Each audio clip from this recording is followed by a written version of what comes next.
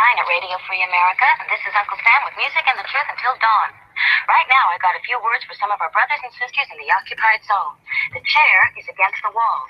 The chair is against the wall. John has a long mustache. John has a long mustache.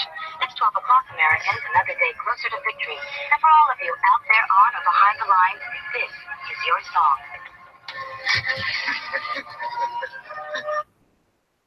And welcome everybody to our daily gun show. We come to you live every day at 7 p.m. Eastern. That's 4 Pacific for about an hour and 90 minutes every day. And we run it live on the YouTubes. We simulcast it over at gunchannels.com, where we're watching the live comments from everybody that watches the show while it's live. We take the audio from it. We post it over on iTunes. So we're encouraging everybody that might be listening to the show now or in the future to leave us some feedback, whatever platform it is you listen to us on, because then we'll know where you're listening, and it'll help us help the show get recommended to more listeners, and that's always a goal. So we appreciate that favor. We've got 5 hosts. 3 of us are in here right now. Let's see, we got Dano jumping in from Illinois. Thanks for joining. Yep, glad to be here. Dano's we got Bob, who's normally in Canada, down here in Tucson. Thanks for joining. Yep. Hey, glad to be here. Yep. We got no idea where Smeggy is, so we assume he's still out there somewhere. And then Z usually jumps in at the end of his one of his 9 to 5 jobs in about an hour or so. He's in Maui, and I'm also out here in Tucson. All right, so let's see. This is episode number 296. It's a Monday, so before we get into the show, which today will be, well, we look at the week ahead. Then we're going to dig into behind the scenes or how to, as far as social media and using the internet in our Gun Channels University segment. Today we're going to be talking about how to get kids on the internet and into guns. Then in our gun tech segment we do on Mondays, we'll be talking about survival guns and breakdown rifles. Before we jump into all that, though, of course, we have all our daily stuff as well. We usually take a minute or two at the beginning of the show, especially on Monday, to see if anything happened overnight, or in this case over the weekend, that's worth talking about. Well, something that is a golden opportunity for me, and there's no way I could not possibly resist it, is we have a Gun Channels member by the name of Cycle Camp 1. And he sings and he plays musical instruments. And he came out with a new little ditty today, Always Look on the 9 Side of Life. So those of you familiar with Monty Python, yes, it's based off that same basic melody. So I'm going to go ahead and, for those of you on Gun Channels, as well as those of you on listening to this over on YouTube, drop the link in there so you can bookmark that for later. Very entertaining. Mentions a couple of Gun Channels users that should go unnamed at this point in time. But very entertaining, very fun, great guy. So check it out. Cycle Camp 1 on YouTube has a little gun ditty that he put together, and certainly worth your time to listen to. Are we not playing it right now? I could. I just wasn't sure. I forgot to ask you. I clicked on it and it just went to our website, our YouTube channel. Okay, maybe I put the wrong link in there. Yep, I put the wrong link in there. That was just a bait and switch. That was to get everybody to go to our YouTube channel and join and subscribe to our channel, Daily Gun Show on YouTube. Suckers. Other one. Hard thinking, Dano. You got a bunch of bathing suit. Okay, I got it. I got it. Too. Just all you gotta do is go to our channel and subscribe. Here we go. All right. If you carry a 9mm. Well, if you're playing it, that ain't gonna work because we can barely hear you. Can you hear him, Bob? Hardly. Will shame you. You're playing something. Marshall will be choking on his. Do you want to go ahead and try it? I'll try it. Can you give me a link? It just sounded like you were going back and forth with the microphone or something. Yeah, sorry about that. I'll put it in the side here, the correct link, as well as I'll Dano to just sing it for us. Well, if Cycle Camp is okay with that, I would slaughter it. I will talk it. I don't know if I'd sing it. Now let's try this first. If you carry a 9mm, it's not a poison pill, despite what some gun channelers may think. Maybe he will shame you, and EA will yell "Bad gun fool." Yankee Marshall will be choking on his drink. But always look on the nice side of life. Always look on the nice side of life. Mr. G-Webs is your friend. Your 9mm he'll defend. Capacity is the answer, is his song. But for the final answer, trust the moderate Pink Panther who says can't all calibers just get along. But always look on the nice side of life. Always look on the nice side of life. Don't let them make you doubt that your caliber is stout, just because it cannot puncture every wall. It can do much more than stun. Don't you diss that 9mm gun. It could be a 380 after all. So always look on the nice side of life.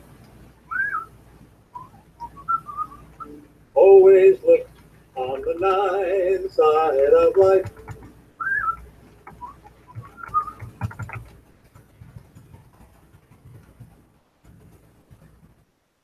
Yes, and that was Cycle Camp 1 on YouTube.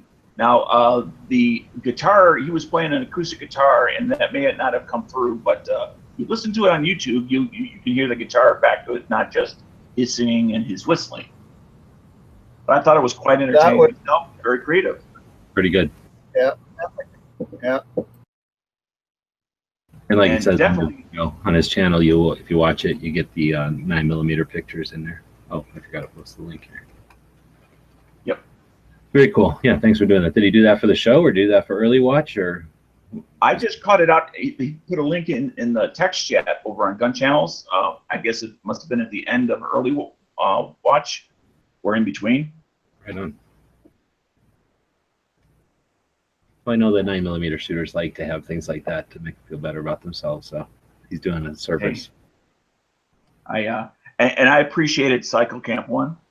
So go ahead and subscribe to Cycle Camp 1. He's got 6 subs. Let's break 6. Yep. I think we can give him a boost. Yeah, now he's got the Daily Gun Show at least. So yeah, let's get him some more than 6 subscribers on his YouTube channel. Come on, guys. Yeah. And, Yeah, sure. I'm gonna send it away. all right. So then, very cool. So that happened over the weekend, you said, or that happened just today? I just found it out this afternoon. Right on. Otherwise, I had pretty good chats this weekend. I ran a couple of them on my thing during the day since I was doing some computer work. A lot of people jumped in, so appreciate that. Anybody that wants to do some shows over on Gun Channel, there's plenty of room for you. We got quite a few new members over there too this weekend, so looking forward to seeing some of the new conversations that'll be going on. In fact, we had Flippy and some other people. Dead Horse was in there over the weekend. Some people that hadn't been around in a while jumped back in, so that was pretty cool. So I didn't see anything news-wise. Like I say, I was working on a computer project here, so most of my nose has been in research and not in news of the day. I don't know if you guys have been listening to the radio or anything that's going on that we should be aware of. No, I must say I haven't. I've been busy. Well, there was potential this weekend in regards to the Korean thing, but it ended up being a fizzle rather than a full-fledged launch, which is good for everybody.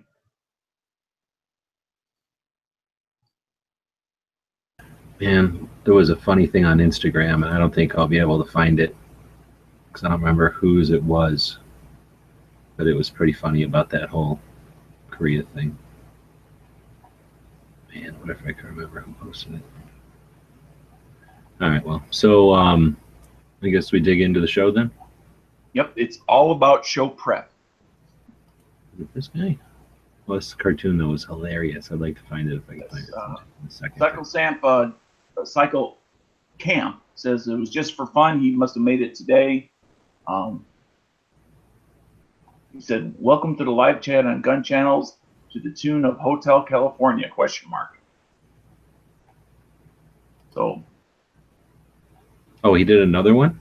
no, he's asking us, how about he do a tune due to the Welcome to Live Chat on Gun Channels to the tune of Hotel California? If you should do one like that. Yeah, that'd be cool. Sure. Anything that, especially if it is appreciated, absolutely. Especially if you allow the users to either use it in its entirety or use portions of it. That'd be great. Yeah, for sure. Giving full credit to the author, of course. So I can't find it. So if anybody out there, I've been trying to find this whole time. There's like a thing of the guy running up to like some boots, like a little tiny dude runs up with a bomb to this pair of boots that says USA on it. If anybody knows that one I'm talking about and can link to it, then do so, because I want to show that one. It's funny. Since we're talking about, kind of talk about Korea for a second there. And if anybody finds it, we'll show that. Otherwise, we'll move on, I guess. Let's mosey on. Yep. So the first segment of the show, we usually dig into the week. So we're going to be talking about a gun movie every day. We like to feature a movie each day that has something to do with guns that you might not have seen in a while, or if you're a youngin', something you ain't seen yet. And we've been starting to talk about those at the beginning and the end of the week so that people have a chance to check some of them out and know what we're talking about and add to the conversation when we cover them. So today we're going to be talking about The Wild Bunch. We've talked about that one before. It's a really good movie. We'll be talking about The Matrix tomorrow, so I'm sure everybody's seen that one, but it might be a good chance to, again, if you're looking for something to watch, to rewatch it. Serenity, another one I think most people have probably seen, but it's been a while since I've seen it, so I'll probably try to watch it again this week. We got one on Thursday called The Sea Wolves. I'm not sure why we threw that one in there, but I think it came up during the week or something last week, and Z threw it in there. And then I know last week we had just barely talked about Eigerstation. You guys seen that one? It's a Clint Eastwood movie. It's kind of a spy movie. It's more of an adventure movie, I guess. Yeah, it's a good one. They're climbing the mountain or something. Yeah, climbing mountains like back in the 50s or 60s even. So it's like really crude mountaineering type equipment and mostly just massive balls and steel spikes on their boots. Yeah, hemp ropes. Yeah, ropes and leather. Nothing like, and maybe some metal, but like nothing like they have today. So anyway, it's neat for those reasons, and then I think it's a little bit of a mystery or a spy movie or something also. Anyway, so that's the movies this week. Feel free to check them out. That way, let's say you can participate in rundowns of them that we do. We're going to be talking, we already talked about what we're going to talk about today. Later on this week, though, starting on Tuesday, we'll talk about, does the Second Amendment apply to immigrants? So that should be interesting for our Second Amendment topic tomorrow. We do good idea, bad idea, and somebody deleted it and it just says W. So I personally think W is a bad idea. I'm getting sick of having to find it on an alternative keyboard or copy and paste it from somewhere else all the time. So I think we have to figure out what our good idea, bad idea is supposed to be and put it back in the schedule. Then Tuesdays, Smeggy and Z, who are both not here, do the hashtag showdown where you can win fabulous participation award trophies for using hashtag Daily Gun Show over on the Instagram and other places. Fabulous prizes while supplies last. You bet. And we haven't really talked too much about that, but it's probably worth your while to participate in that. We are trying to get more viewers to the show live and more participation with the show in general.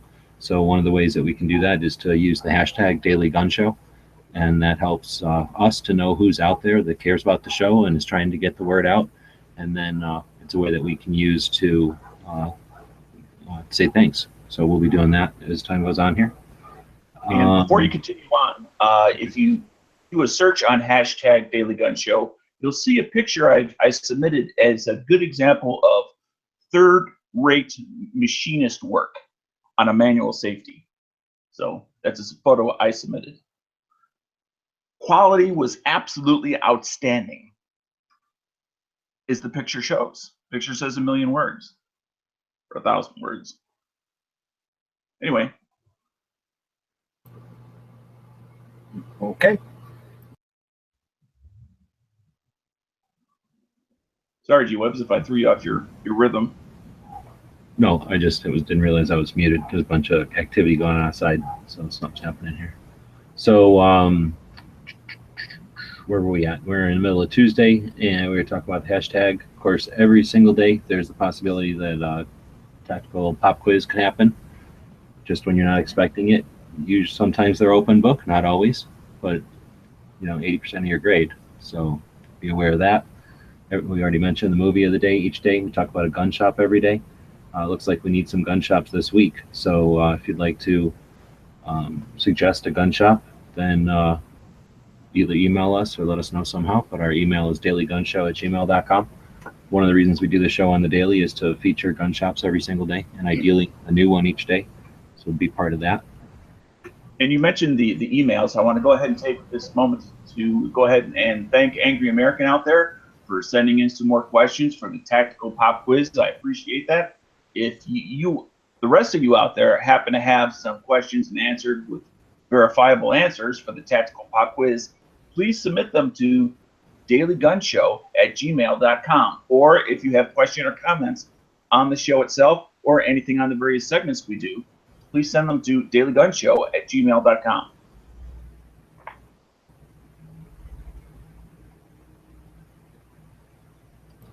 Indeed. Not having any luck finding this thing on Instagram is driving me nuts. So anyway, I guess I'll get back to the show here again. That gets us to Wednesday, I believe. We'll be talking about CCW topic, various gun-related insurances, like carry insurance, liability, property, and so forth. So that should be an interesting one. If you'd like, Bob and I are planning on doing some shooting and stuff like that. But if you'd like us to put some of that off and take some time to devote to researching and organizing the various options for CCW insurance and stuff, that's always an interesting effort, and I think it's one that's useful to do periodically because things change and there's new players and new reviews of their results of their coverage and stuff. So if it's something that you'd like to see, we got plenty of time before Wednesday. Head over to our Patreon, which we don't talk about often enough, but we are attempting to be supported by our audience, both as far as helping to contribute to this format of the show, but also so that we're not beholden to any sponsors. We would like the show to grow. One of the ways that we can grow the show is to take time to research topics instead of just briefly touching on them. So if that CCW insurance seems like something that you'd like to see what would it be like if we were able to spend a few hours, consider how much it might cost you to spend a couple hours doing something, and think about supporting us over at that Patreon. And if enough people can throw some scratch in there, then I'll be happy to take some time and do some research on that so that that portion of the show is more of an informational thing than just a conversational thing. But otherwise, that'll be our topic for the first segment on Wednesday. Wednesdays also we do the entertainment, and this week we're doing top 10 vehicles. So anybody that wants to participate in a top 10 type of format, let us know. Again, you can email us your list, or you can come prepared with a list, and when we start talking about our top 10 vehicles, I don't know if that means from movies or if that just means period. I think it might just mean period. So that could be a pretty interesting one. Yeah, I'm thinking it's very open-ended. It's whether it's a base vehicle that you start with and you may modify in some way. It's not something you have to have. It's what might be an ideal, or what might because there's a couple of different variations out there. You don't always have to go with a 4x4 monster truck. I mean, there's obviously lots of other things out there. Yeah, vehicle needs a boat and airplane and everything else too, so that might be pretty interesting. So we'll play with that a little bit. I think we're stealing that from Matt to some extent. Let's see, then we do the tactical quiz on Wednesdays. As I mentioned, we have a tactical pop quiz anytime. The tactical quiz, though, is we try to make it more elaborate on Wednesdays. Another reason we started doing the show each week or on a regular basis, so that we could develop the tactical quiz. Let's see, then it brings us to Thursday. We start out Thursdays talking about gun stuff, and this one will be our personal experiences with customer service from different manufacturers. People have asked about that when we were doing the scheduling. We'll do training on Thursdays, so we'll be talking about the best 50-shot targets or drills that you could do at the range. There's quite a few different options available for either targets you can print. Most of them are targets you can print out, and then they have you do certain tasks that are something you can do at a shooting range and an indoor range, even with rules, to develop your skills and to give yourself a bit of a challenge. So we'll talk about some of those. If you've got some that you like, bring those to the table. That's part of, the collaborative spin of the way we do the show. And then on Thursdays, we talk about shooting events. So any events that are in the calendar over at Gun Channels, we'll go through and talk about. We'll let people know about them. Again, if you'd like to enhance that segment of the show, head over to Gun Channels. Up at the top of each page, there's a menu. Go down Resources to where it says Firearms Calendar. Then there's a link there where you can add a new event to the calendar. That'll take us to Friday, and that's where we're going to talk about alternative gun topics, gun shaming, instead of embracing yourself in the gun community and realizing everyone doesn't have the same tastes or needs as you. So it'll be the snowflake segment of the show for our episode number 300. I guess we're talking about caliber snowflakes, gun snowflakes, people that feel shamed for owning, making decisions about what guns they're going to buy. Or maybe people that like Glocks and get shamed for liking the simplicity of a gun that has 34 parts and is ultimately reliable. And is the most renowned for the 9mm load that is spread around the world due to the Glock 17 perfection. Yep. Due to the settling of so many people. So many people just gave up and settled. But anyway, then we'll talk about the gun business. Surrender. We'll get into the history of FN. I don't know anything about FN. Maybe we can get somebody on here who knows something about FN. Again, I was going to say, I'm not exactly a historian here. I don't think I've ever even owned one. I'd have to think. But again, if that's something you'd like to see us develop, feel free to contribute to the show, either with some resources if you know people, or if you have personal experience with it and you'd like to join us. Let us know. Use our email addresses, our other types of contact to offer your assistance that way, or your contributions or your collaborations that way. Or if you just like us to spend more time on the show, that's time equals money, money equals time, or whatever. So head over to Patreon, like I mentioned, and give us more time to work on the show. We'll be happy to put time into it. Then on Friday, we do sort of the opposite of this, and we kind of wrap up the week. So that's the week that we're looking forward to. It'll take us up to episode number 300. So that'll be a turning point. Maybe we'll do something. It's also very close to the end of the month. Looks like the next Monday will already be May 1st. So May Day. Yep. And that means we should probably look at maybe on Friday doing the, what am I trying to say, the random patch for the Patreon people. Not sure when they do that. They'll probably do that on the 31st, which is actually the 30th, I guess, which would be Sunday. So maybe we'll do that on Monday. But we do have a way that we say thanks to the people that participate with us on Patreon. We give away patches randomly and some other stuff. So I guess we'll probably do all that on May 1st. I guess I did miss one other thing this week. We'll be doing our Gun Channel story time. And this week it'll be the Mosin saga. Zombie Master Ed and his Mosin. Now, I'm interested. Is it going to be just the reflections and the PG-rated feedback? Oh, I don't know. There's so much of that one. I'm curious how many people out there listening to us now. We got a couple of dozen people listening to us right at the moment. How many of the people out there remember the whole Mosin saga? Yeah, because version 1.0, I was not present for that chat, but version 2.0, which was probably 2 years ago at this point, or maybe longer, I was present for. That's true. It happened a long time ago on YouTube, I think. It happened way before Gun Channels, and then dude came around Gun Channels. Or did it happen right at the beginning of Gun Channels? I'll have to go ask Matt tonight and get some feedback from people who were around back then, because I don't remember every detail anyway. But we'll be talking about that later on this week. I think it's on Thursday. Yeah, Thursday. Because occasionally, it would, like a submarine, it would resurface either in its totality or just certain parts of it. Yep. Because it's a multi-part thing. Kind of a never-ending deal for a while.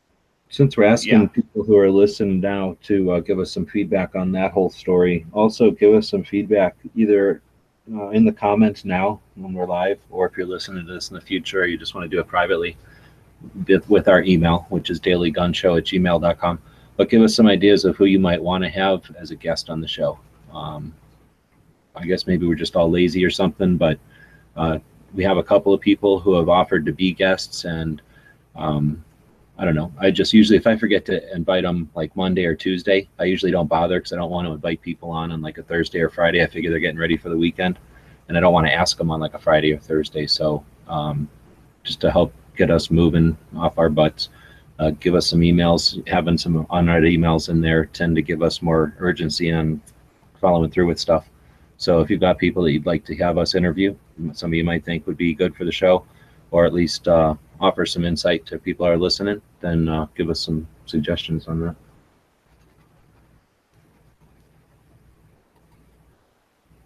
All right, I don't know if the chat's all froze up or if we're just not getting much response from people, but I'm going to suggest that's enough looking forward. Why don't we dig into the show? Absolutely. Yeah. All right, so we're going to talk about getting kids into guns via the internet, and maybe again we can get some help from people who have actually done that or have to deal with it. All I can give you is some theories because I don't have any kids that I'm trying to put on the internet, and most of the kids I know are I can give you a thought on that, I guess. But anyway, before we get into the actual second segment of the show, we like to take a break between the first and second segment and feature one of the members over at Gun Channels. I don't know if we really have a theme. I think there is a theme this week, but I honestly forgot what it is. So it'll be fun for everyone to try to remember what the theme is this week. But today we're featuring TooHotty, who's one of the consistent members over on Gun Channels. I usually remember everybody by their icon. So he's the blue background with the lightning bolt coming down, and I think we all relate. Refer to it as Hottie. Huh? I thought it had like a dragster with a lightning bolt behind it. Is that what it is? I had bad glasses. It's like a blue storm. Yeah, it's got a hot rod in it. Yeah. Okay.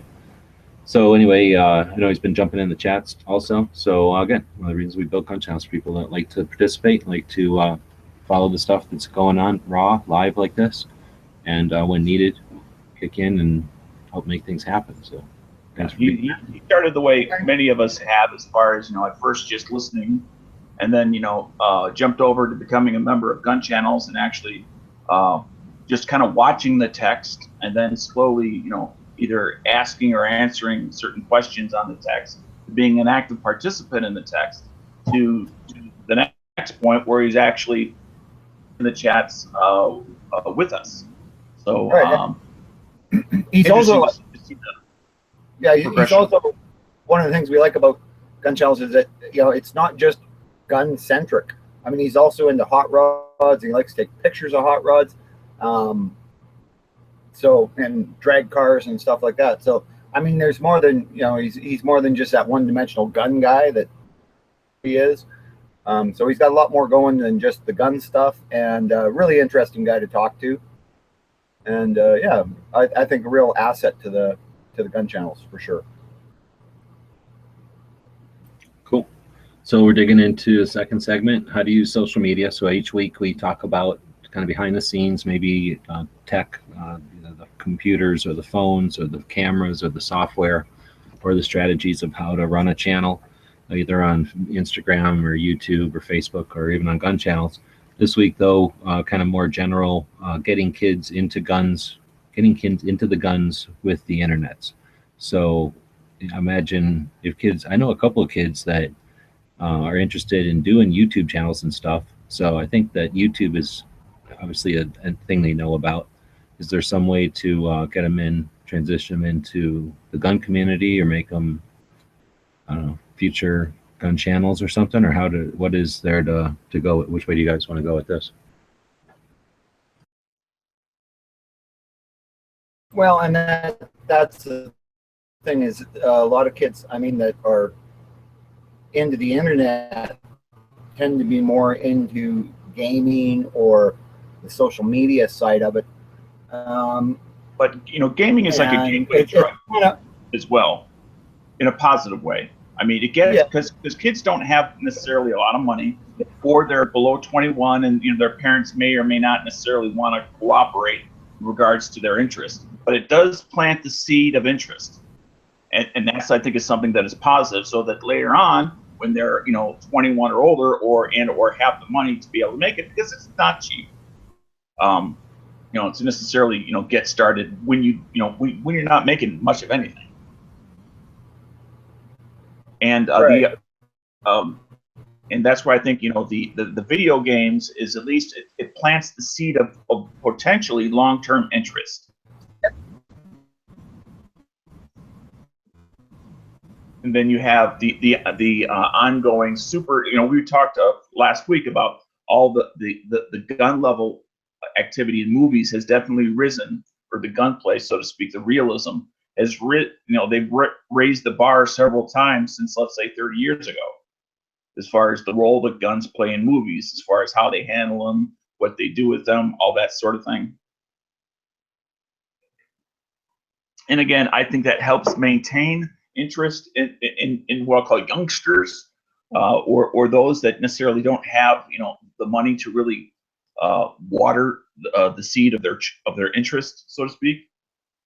And so I think that's another good way of getting to youth. And movies is part of social media, as our games, as our Facebook groups, online web groups like gun channels. You don't have to be 18 to be a member of gun channels. And we've had members that have not been 18 that have been members of gun channels and done perfectly fine. What are you saying, that they shouldn't be on YouTube? They should be playing video games? No, not at all. I just hadn't gotten around to that form of social media. But if they do have access to some things, or if they simply want to pose questions, I mean, YouTube is another vehicle out there to express opinions, thoughts, and questions, but also demonstrate if they have a certain way of doing something and they want to share it with their friends. That's another vehicle out there for them. Yeah, I'm going to go so far as say you're a bad parent if you ain't encouraging your kids to go on the YouTube. So if you're just going to let your kids watch, or even worse, not even let your kids watch YouTube, and YouTube specifically because of the significance or the percentage it has of the audience out there. If you're just encouraging them to watch it or to ignore it, then that's a pretty major communication method that you're taking them out of the game on. And I don't think that's an advantage to a kid.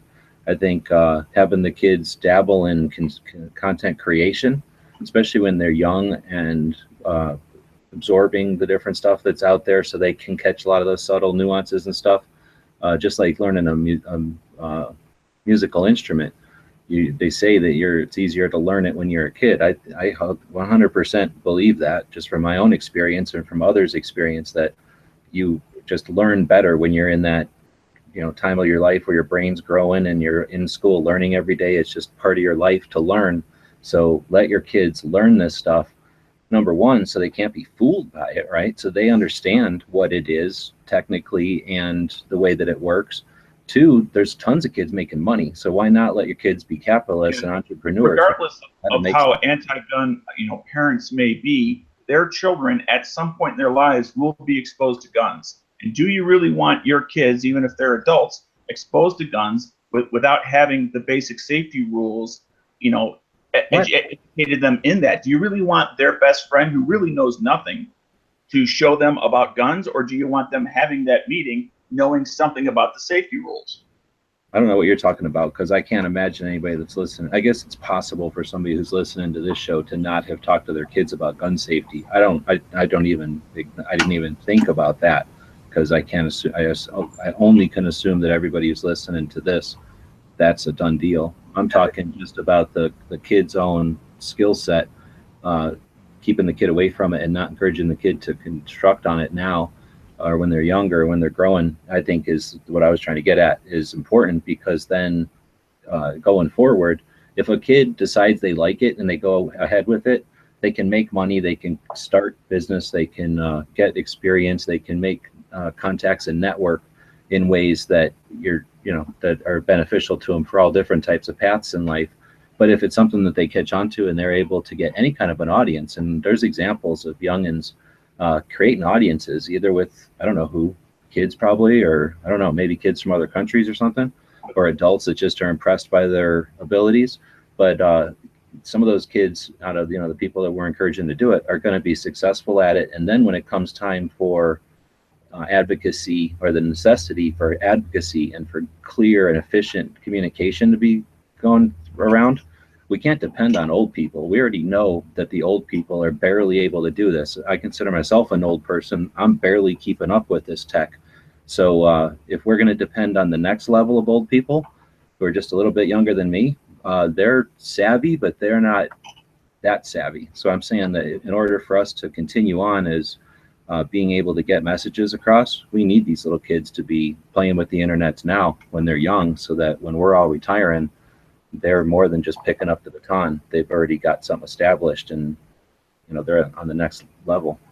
The point I was trying to make across is in the, and I don't mean just my immediate family. I also mean all my friends and their families and the people that they knew, that firearms were equated at the same level of evil as porn. And you would not discuss porn with your child, so you would certainly not discuss guns because they were evil. That's how they're viewed by a certain proportion of society. Now, whether that's 10%, 30%, I don't know. But it's not 1%, I can tell you that's for sure. And so the potential exists out there for people to grow up having zero contact with even basic gun safety. So, Dana, are you encouraging people to allow their children to learn about guns from YouTube and about sex from porn?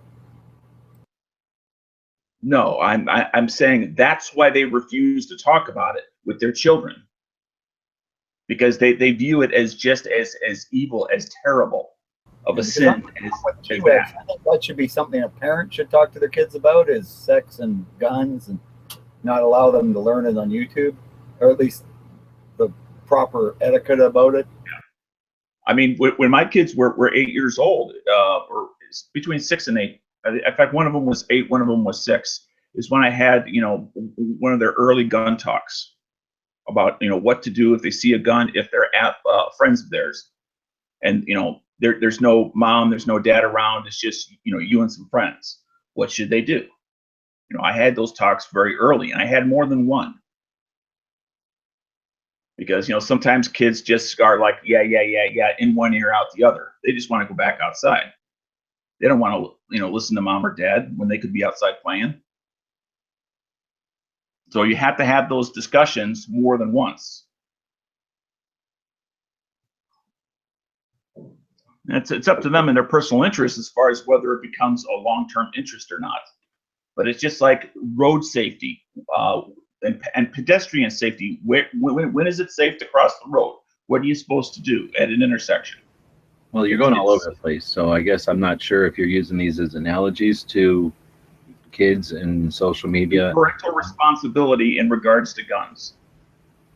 I mean, it sounds like though you're assuming, or you're in your vision of a kid interacting with the internet is as a viewer and as somebody who's going there to learn or maybe be entertained.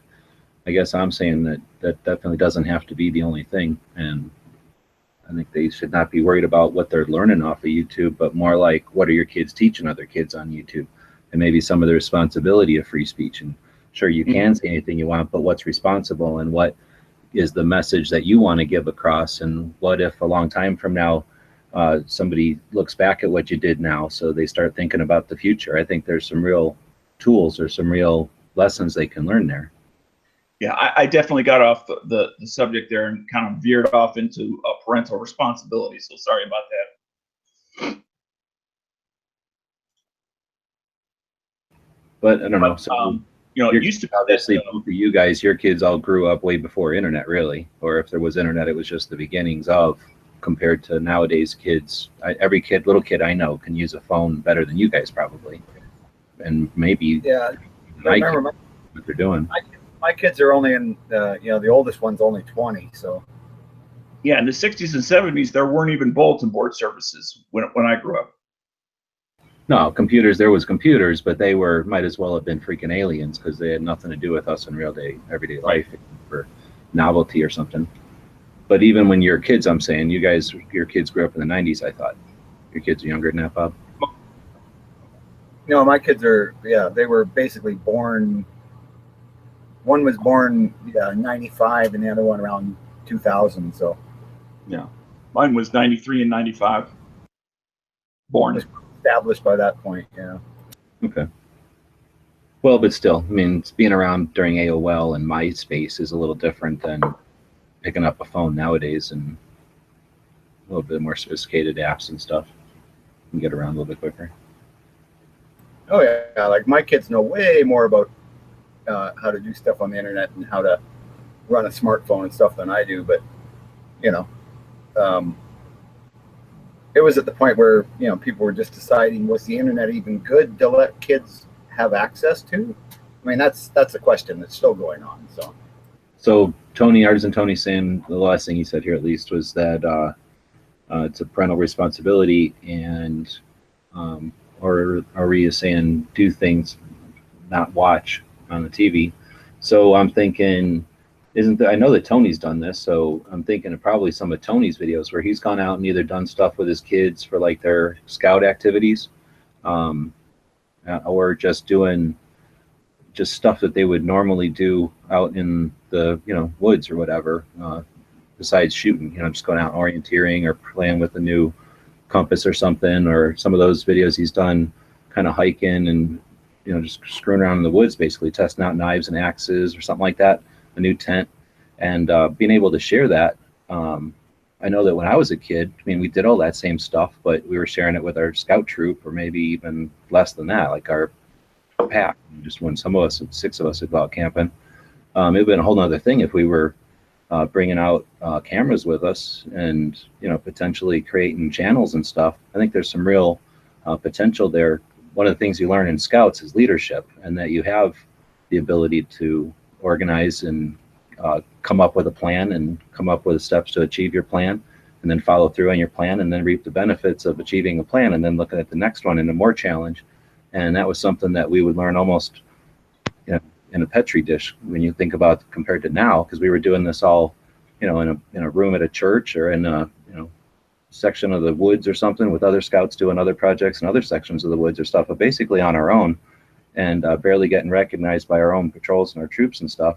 And that was just in scouts. I'm sure 4-H and FFA and everybody else did their own little versions of that, but now kids are able to share that and not just educate, but also inspire other kids to be posting their stuff. And I really think this new media, the democratization of content creation and giving people ultimate alternatives, choices, is going to change. I mean, if people have ultimately an infinite number of channels to watch, it's real difficult to push an agenda-based message out to them and to get them all walking in lockstep. So I think that the kids giving them the power of this creation is important. Yeah, well, currently the only limit is the limits that the individual places on themselves, because we have so many avenues to express our interests and our opinions. Subject to change, of course. And speaking,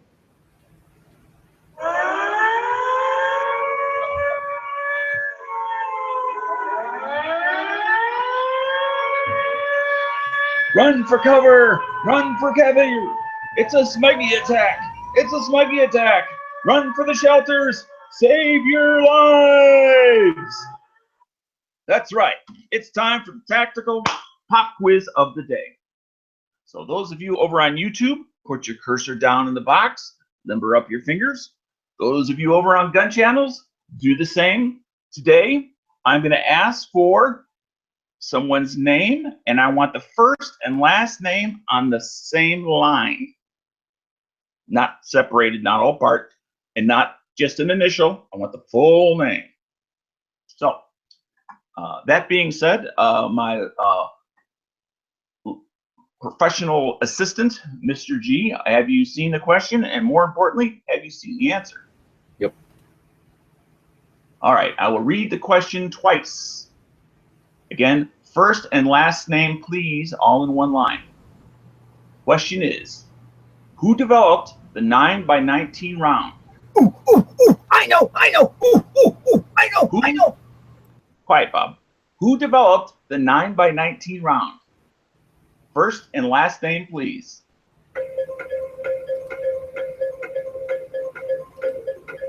Mr. Carter, I know.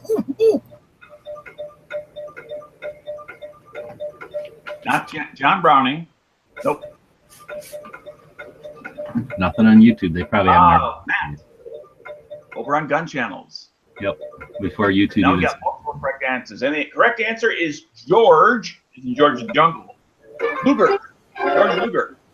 So congratulations, Matt. You are today's tactical pop quiz winner. You know what to do, but for those future winners out there, head over to dailygunshow.com/pop quiz. Fill out the form. Put your first and second choice there. And congratulations, Matt. You are today's tactical hot shot for today.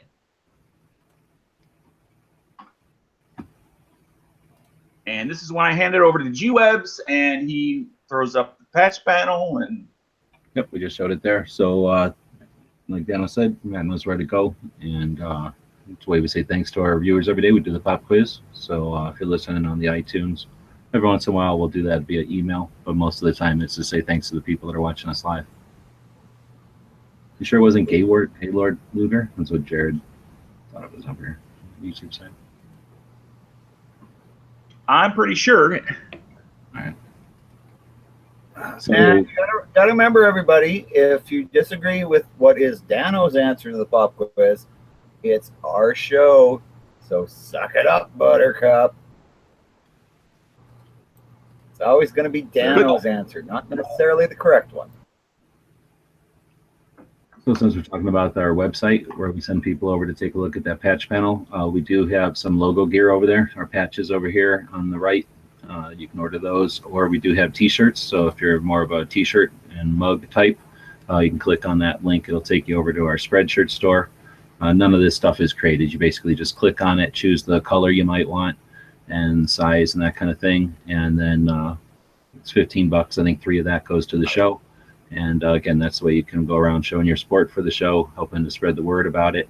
And they're pretty decent shirts. Meggy's got one. I've got a couple from them already, and they're decent. We try to go with name brands over there. Do they tend to run on the small side for those that are a little bigger, or? No, I only go with the normal fit, and then like these are Fruit of the Loom, so I go with the brands that don't shrink down. I'm normal size, so I don't like them being all tight on me. Gotcha. If you like the tight ones, though, we do have them. The logo is just there, so pick one of the other items. You can tell from the pictures there which ones are the, I don't know what you call those, more like tighter, I guess. It's the ones that right. Are more snug. All right, and that's why we say thanks, because that's the way it helps keep the show going. Like I say, time is money. It lets us put more time into the show, work on things like microphones. I go back once in a while. I've been doing some projects, and to keep some audio going while I'm working on the computer, I've been running the show, and our mics aren't all that great. So while our number one goal isn't production quality, there are some things like $40 microphones we could probably each get, and at least get us to a consistent volume level or something. I guess we also should mention that since we on Mondays we talk about what's going on behind the scenes, potentially everything's going to change tomorrow. YouTube has made some changes, or they allude to making some changes that were supposed to happen today, and then right at the last minute, over the last couple of days, it seems that they're saying it'll be tomorrow. So we're not sure exactly what the implications of these notifications are, but whenever we launch one of these windows that we're running the show from, called the Google Hangout, we've been getting notifications for many months now that things are changing or altering tomorrow. So we'll find out if we're doing it the same way, or if we're going to be hosting the show in a different way starting tomorrow. Yep. So you want to make sure you're a member of the Daily Gun Show, as well as, member of the Daily Gun, as well as a member of Gun Channels. Right. Because if for some reason there's a technical issue, whether it be with Google or something else, we would simply post a message over on our YouTube channel, which is Daily Gun Show. So if you're listening to this over on YouTube, please take a moment and click on subscribe. It does help us in the future by having more members, more subscribers. So please take that moment, click on subscribe. We appreciate it greatly. But we will put a message out there letting you know where we're going to be if there is some sort of snafu, so to speak, whether it's on our end, whether it's on Google's end, or something else. Or we just choose a different way to get the message out there. And if you're not a member of gun channels, make sure you join. I mean, that helps support the whole kit and caboodle, you could say.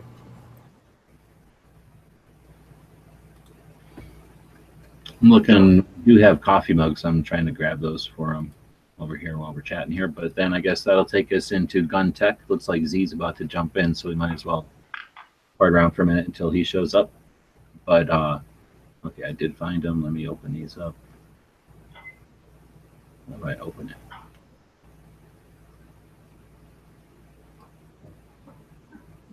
But anyway, we're going to be talking about breakdown guns, survival guns, camping guns. Yep. All right. And you see that link I put in the show notes? No, I'm trying to find a. Okay. It was just an article. I'm going to go ahead and copy and paste this into Gun Channels. It's a article that's on Buffalo Boar's website on trail and camp guns. It was written in 2013. It is the author's opinion, so to speak, but it does present one man's opinion who actually goes out in the wild for extended periods of time. So you may want to check this out. I'll go ahead over there as I'm speaking. It's over on YouTube and over on Gun Channels. And I mean, there's like when we get into this, there's a couple of things I want to bring up about, you know, when we're talking about trail guns and backpack guns and this kind of thing, that there's some, you know, different. Basically, it comes down to where you're going to be backpacking, where you're going to be camping, what is a good or adequate gun for where you are. So yeah, we'll bring that up as soon as we're all ready to go on it. But in the meantime, take a look at that article that I posted. That again,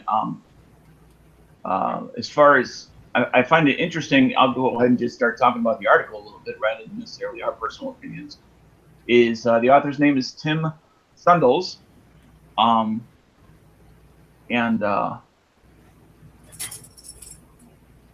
his first incident out in the wild in 1971 when he was 13, quote, a large boar black bear would come into camp looking for food. This bear was bold, aggressive, and would chase our dog.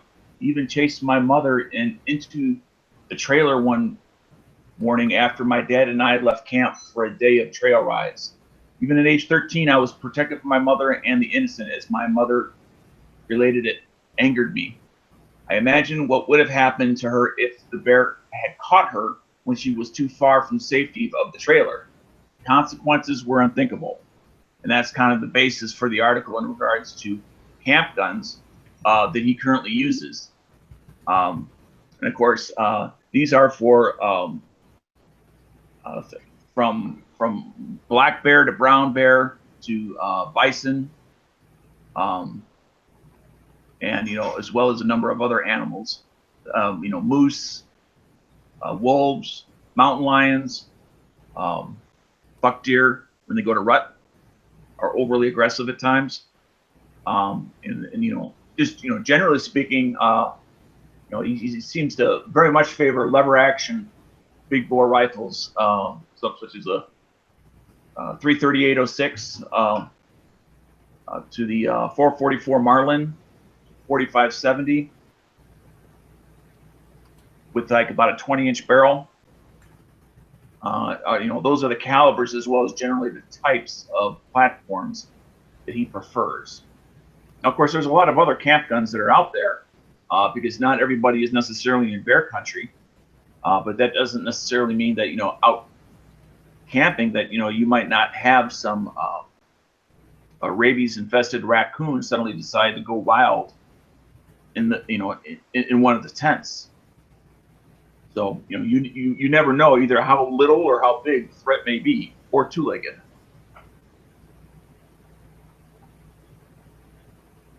So, not sure if, he's just getting himself set up there. But we have other modern guns. One example that's been out for a while, and that's the Kel-Tec Sub 2000. Another one out there is the 22. It's the Ruger Takedown, which is a 22 caliber, but breaks in half real easy. That's a nice gun, very very portable for when space is of issue as far as carrying it along, and yet you're not necessarily concerned about the possibility of larger game being of issue. Yeah, I think that Sub 2000 is a good one for this category. It's a little bit weak, but having the 9mm mag or whatever, Glock mag that shares your sidearm magazine, I think that's handy. Yeah, and I think they come in 40, don't they? Yeah. So as long as you match it, you can get it Beretta and I think SIG even. So you can get it, to match your sidearm. Right. So you have some interchangeability of, between your sidearm and your rifle. Well, and kind of separately, like there was it you or a good guy had the Ruger Camp Carbine? I had it. And then the one that we've talked about before in passing, it was either called the Deerfield or the Deer Slayer, but it was basically similar to a 1022, but it was in 44 Magnum by Ruger. But it doesn't really fold down or anything, though. No, it does not fold down. It's not a breakdown at all. And literally just dealing with a camp rifle, so to speak. We're talking takedowns though, so and this is something that a lot of people might not agree with, but as far as I'm concerned, the best backpack type rifle is not a rifle at all, but it's a shotgun. Yeah, because you can take 1897 pump action Remingtons, Winchesters were actually takedowns. So now you've got yourself a 12 gauge shotgun that will hold 6 slugs, 2 3/4 inch slugs, and they will stop any large game at close range, like down to 50 yards kind of thing. But I mean, in one of the examples I gave, having a rabid raccoon, it's a much smaller target, but it's also a lot harder to hit because it is smaller. And that's where you can also have birdshot for that shotgun, as well as if you got to take game, like small game to survive, to eat. It's so versatile that, something that you can break down and put in your backpack far better than any of these big bore rifles you're going to carry or big bore handguns.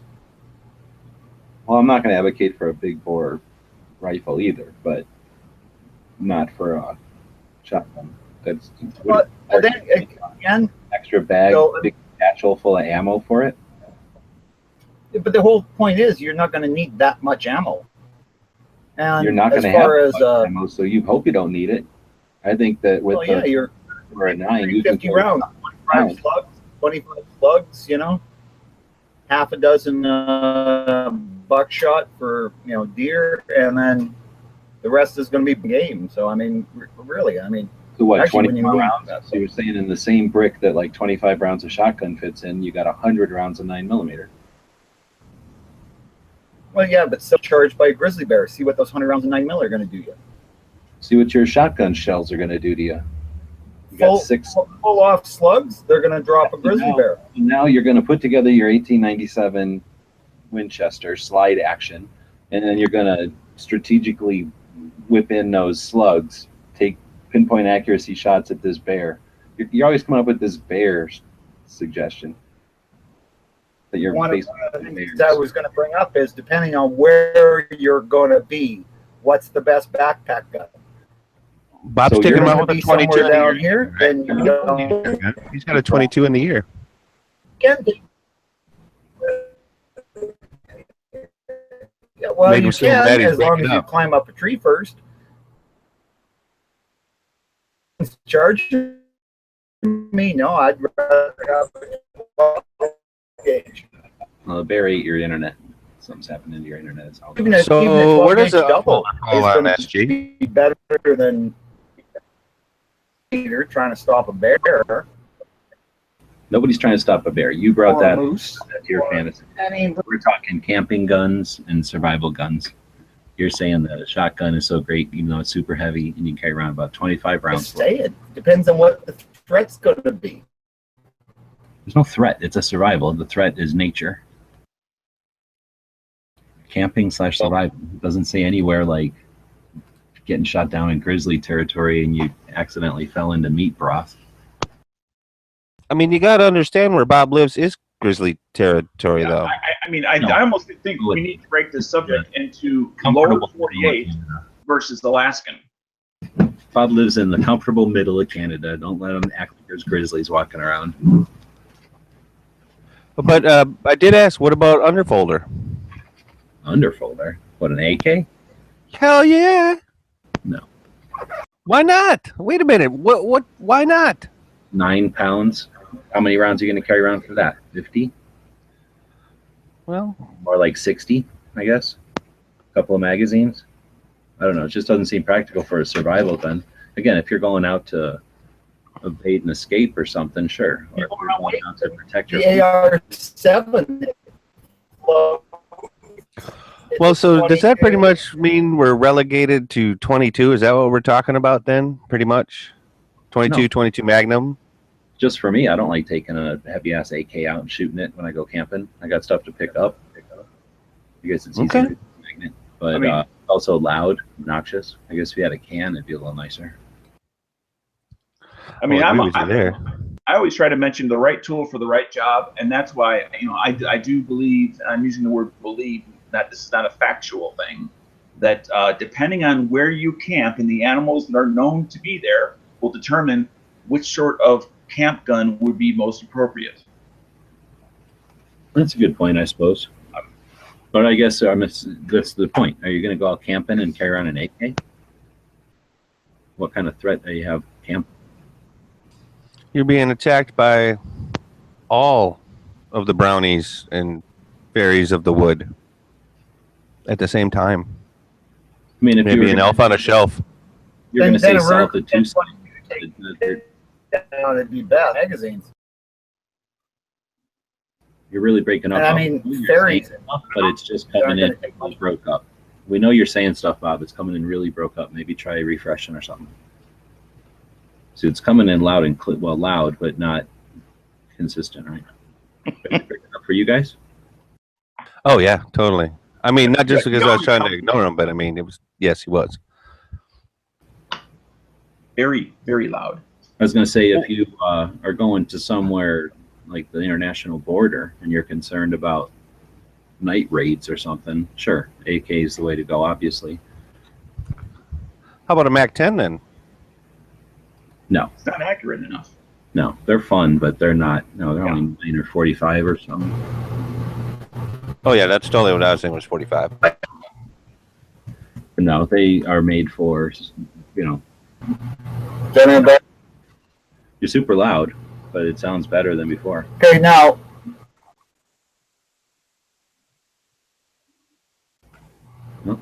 We heard okay now. All right, go ahead, Bob. Well, it's not a not a takedown or a breakdown, but how about like a mare's leg? What caliber? 357 or 44. Probably 44. No, 44 is too big. The block gun- magazine. If you've looked at them, I don't know. I guess we're over talking, Bob. We hear you, Bob, but it must be cutting out weird or fading in and out or something. Sorry about that. But Z was asking about a mare's leg. I think in 44 they go to the bigger frame, so now they're big octagon barrels and a bigger frame, so they're heavier. So I'm gonna say no. But if you said 357 and then loaded it with 38, so maybe you'd even get another one in there, or went with some kind of 38 short, or you can get more in there, then I could almost see that, because you don't need a ton of rounds for you just camping or playing and scaring off something, because that's pretty much what I've ever encountered in my decades of camping, is mainly scaring off something. Just a round or two, so that you're not empty when you're done shooting a round or two. But that's super small and can be super fun. You could take 100 rounds of 38, no different than 100 rounds of 9mm, really, and still have fun blasting rocks or so something. is the ideal gun something that will handle most likely threats or all possible threats? Because those are two different variations. Well, because that's the problem, though. There is no answer, because we've said it before. There is no one gun, because if there was just a one gun that solved all of the problems, then that would be the only gun that would sell. Yes. Well, there was a link just before you joined in here that got up. It was from a 2013 article. Name of the article is Trail and Camp Guns, and it was written and posted over at buffaloboar.net. And I put the link in the it's also in the show notes. But now this guy is in like Idaho and those sorts of areas. And of the 6 guns, 5 of them are lever action, 1 of them is bolt action, and none of them are takedown.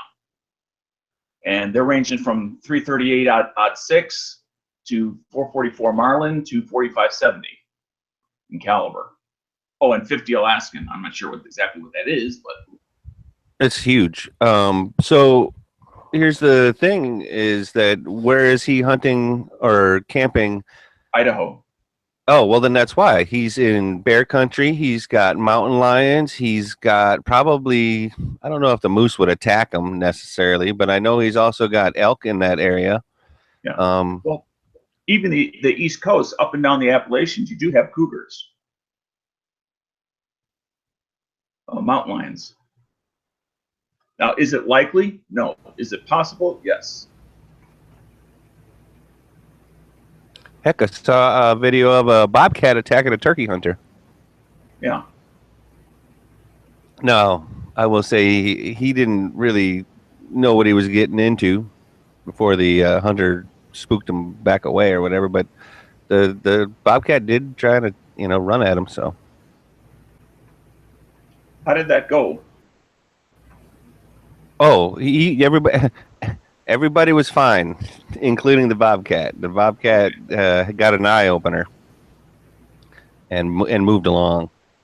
So that's good for both parties, both the bobcat and yes. But so like the stuff that he's all naming, especially that first one at 338 odd 6 or whatever, like that's. You got field artillery. How is he talking about those things being lightweight or anything like that? Like a 4570, that's not lightweight either. Well, no. This guy's article is the best camp gun, not the best lightweight gun to take out the wild. Okay, so and it's not really that it's a survival rifle either, really. Right. Okay. He says, this is a list I'm reading from the article. This is a list of wildlife in no particular order who can and do take human life in North America. Moose, bison, grizzly bear, black bear, wolves, mountain lions, feral dogs, and buck deer. So he's basing it off of those possibilities. Which is what you should be mindful of. Like you guys had already talked about for a second. You got to know what area either you're in or where you're going to be in. You need to be somewhat, not necessarily... I mean, it always helps if you're familiar with the lay of the land, but you do need to know what's walking around out there, or at least have a decent idea of it. In my humble opinion. Now, out here, it's funny. Somebody, Patrick, on the YouTube side said, Island Z, I spoke to a guy in Cabela's on Saturday from Hawaii. He showed me a picture of a huge, at least 600-pound wild boar that he killed there when it was huge.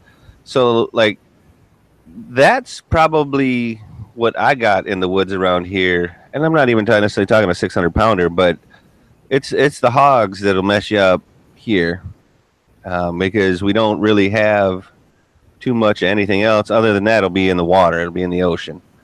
So if I was able to camp in the woods with a firearm here, I would want something that would be able that would be what I would need to be able to take out. You know what I'm saying? That's what I would be bringing a firearm for. That would be what I would be planning on, so to speak. That would be the caliber that I would be trying to figure out what's going to be the best to handle that. Just a comment from one of our listeners, Artisan Tony, is saying, I'll bet you can't find mountain lion attack in the Appalachian Trail in 20 years. I tend to agree with Tony that this guy's concept for the article that human lives are taken by moose, bison, grizzly bear, black bear, wolves, mountain lion, feral dogs, and bucks. Right. I mean, that's technically accurate, but I don't think it's much to be concerned about, honestly. Well, it's a very different area than the eastern United States. So again, he's talking about basically the northern Rockies.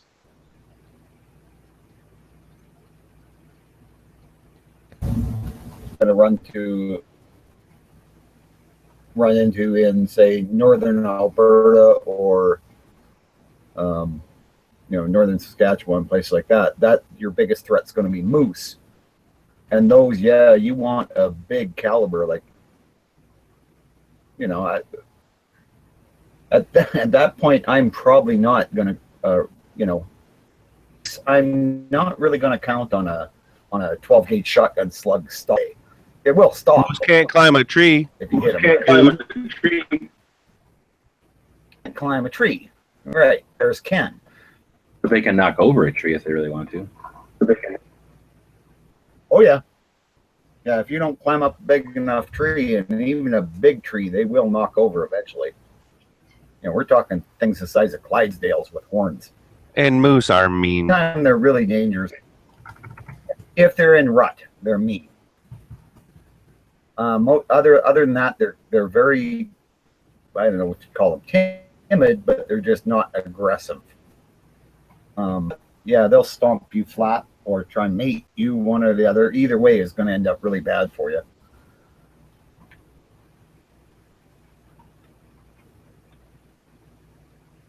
But yeah, just imagine a Clydesdale with like an 8-foot rack of horns on its head. That's a moose.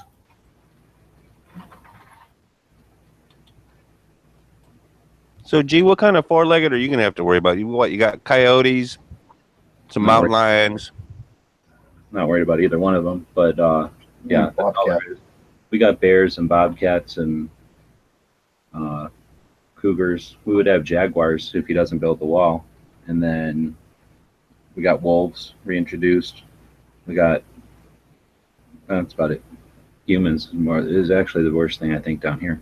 Did they reintroduce the gray wolf or one of the other species? I think it's the gray. Yeah. Gray or timber, right? What? I was just saying it's either the gray or the timber. I think it's the gray.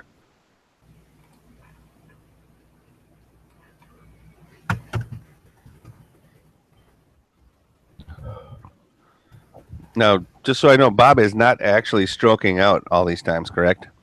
I think so. I think it's his okay. Looks like it's the Mexican wolf reintroduction and management. The Mexican. Okay. We have 113 of them in Arizona. So out of those 113, I'm pretty sure none of them ate a person. Yes. So the real deal, El Lobos or Los Lobos. Oh. No soy marinero, soy capitan. So, G, so for your area, what are you? And all right, I know it's supposed to be breakdown survival. Okay, so what is going to be the breakdown / survival gun for you in your area? So for the outside in the west, I like having, even though I'm not a big fan of the 1022s, I like having something with like 100 rounds of ammo in case you get stuck somewhere and you got to do 3 shots to block people in or let people know you're stranded. 3 shots, if you only brought 2 mags with you, that just sounds like you're out there having fun for the day. If you do 3 shots at the top of the hour, or however long that'll give you, 30 hours, that might be more of an indication that you need help, especially if somebody goes out looking for you. Now, is that because I heard something about that in a TV show, which means nothing, once, about the 3-shot thing. Is that an actual thing? About it being? I don't know if it's enough of an actual thing that you can just shoot 3 shots and people come running to help you. But again, if you're making noise all night long, 3 shots on the top of every hour, I suspect, especially if they're looking for you, that's going to hone them in. But even if they ain't looking for you, that might be something that's enough of a non-normal circumstance that could be something. And if nothing else, it keeps you around, it keeps you doing something, and keeps critters away. I don't know. I'm not saying I've ever needed to do it, but that's one of the things I keep in mind. If I'm going south of I-10, so if I'm going south of Tucson, then I'm probably doing what Z said, and I got an AK with a couple of 5 or 10 mags, because literally people have died when drug cartels fight with each other over drug trains, and I don't want to be camped somewhere minding my business, either looking for gold or scouting for deer or looking for a ghost town or fishing or any of the other things we do when we go out. I like to visit my dogs, which are buried out near the Mexican border, and you could go to sleep for a nap and wake up and have one drug train walk in down at the bottom of a hill and another drug train or another group of drug runners about to unload on them to steal their stuff, and you don't want to be anywhere near that shit unarmed. I don't want to be anywhere near it, period, but unarmed would suck. So for anything south of I-10, I'd take an AK with me and extra mags in the vehicle kind of thing. But anything north of I-10, which is like when we go hunting for whatever, deers or elks or turkeys and stuff like that, we'll go up to where it's woods. And then I'm just more worried about what if you get lost out in the middle of nowhere. So again, if you're out there in hunting season and I don't know, you break a leg or get stuck like that idiot who got stuck with his hand or whatever, I'm shooting, I'm shooting every once in a while. So it's going to piss off a bunch of hunters and they're going to come over and say why I'm being a Yahoo and then throw a rope at me or call somebody from where they can get signal. Broomtastic said 3 shots is taught in his hunter education class in Virginia, and I seem to remember it being taught in my hunter safety class in Michigan as well. It is the thing. There's a million people listening at fire lookouts. I mean, there are people listening at fire lookouts, I guess, right? They might actually act on it. But anyway, all I'm saying is having a brick of 22, that's not unusual. Plus, it gives you something to play around with, shoot at the lake or whatever. And then again, you can have a brick of 9, one of those Winchester 100 packs. Takes like 2 or 3 magazines of a 223. Takes up as much. Yeah. So what? So you're pretty much saying if you're above I-10, it's a 10-22-ish, or it's a 22 or 22 Magnum or something. No, it wouldn't be a 10-22. For me, it'd probably be a little cricket, because I like my little crickets with the giant scopes on them. I'd probably play around with that. It only takes about 26 inches long, probably weighs nothing. And just throw it in a backpack or something. I'd probably bring that along just to play with, and then have it to like shoot a cricket that's the single shot cricket with the bolt action thing, right? Yeah, those okay. are super. That's They actually always did seem pretty lightweight. You have a, what do you call it? The mare's leg, like you're saying. I have a 22, which is probably not effective for anything else except playing, but we have brought that out just to shoot flowers and apples and stuff when we're out camping. Bob left a whole bunch of bricks. He brought like bricks and bricks of 22 and left from over here, so I'll be shooting all kinds of 22 this year. Excellent. That's what I like to hear. Just shooting it Good off. job, Bob. Right, just don't do them in 3-shot bursts, or they'll come a running. Right, nice artisan Tony out there. Did you see what he just saw? What he just said? Yeah, I don't know how you do Morse code. You could do binary. I don't know how you do Morse code. I don't even know if you could do binary. You could do. I don't know how you would do the shorts and the longs. Right. 22s and 9s. So louder and softer. Oh, see, now we're thinking. Yeah, but as far as you're gonna burn through that brick pretty quick with the, hey, I'm over here, come get me. Like that right there's 100 rounds or something, Yeah. Well, I was going to say, when we're out hunting and let's say you had 100 rounds and you could have a couple of mags for like a sub 2000, And yeah, imagine if you just kept going bang, bang, bang, bang, bang, bang, bang, bang, bang, bang, bang, bang, bang, bang, bang for, or maybe a little bit slower than that to save, some ammo. You'd probably get people get pissed off and come over and see what's going on. If you were trying to bring people over because somebody was, I don't know, immobilized and you couldn't risk taking them out on a vehicle. You didn't want to leave them there or something. It's something that it's a resource you could exhaust before you made a worse decision or made a decision you didn't want to do initially or something. Most hunters, though, that hear 3 shots and then a period of silence and then another 3 shots are going to realize that's a signal. I mean, that's what you're taught. That's true. Yeah. And any hunter is going to remember that. And again, yeah, they're going to go, let's at least go tell that guy he's an idiot for doing that because of this. They're at least going to see what's going on. Most hunters will not fire 3 shots rapidly like that.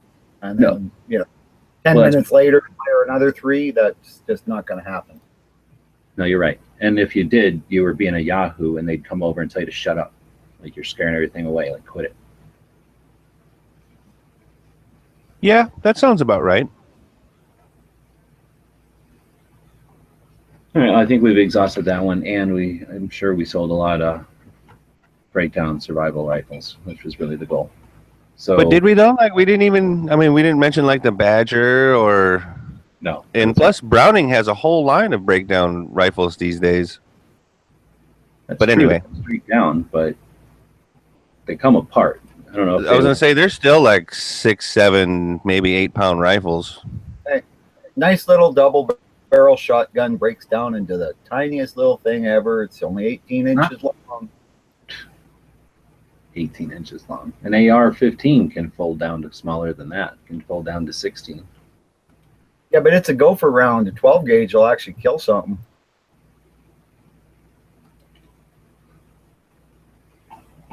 Well, I think that is a debatable point that we could bring up at another time. Yeah, we'll continue to differ on that one. Made my dog fall asleep with your crazy shotgun shenanigans. All right, so I think with that, see, that's what happens. My dog makes that noise when you talk about shotgun stuff like that. Damn. You all right? He was outside eating grass. I think he's paying for it now. Oh, he's about to let loose. Well, he was kind of sleeping. He just doesn't like about talking about last hour. So I think that takes us into the next segment of the show, which should probably be the gun shop of the day. Today we're going to do...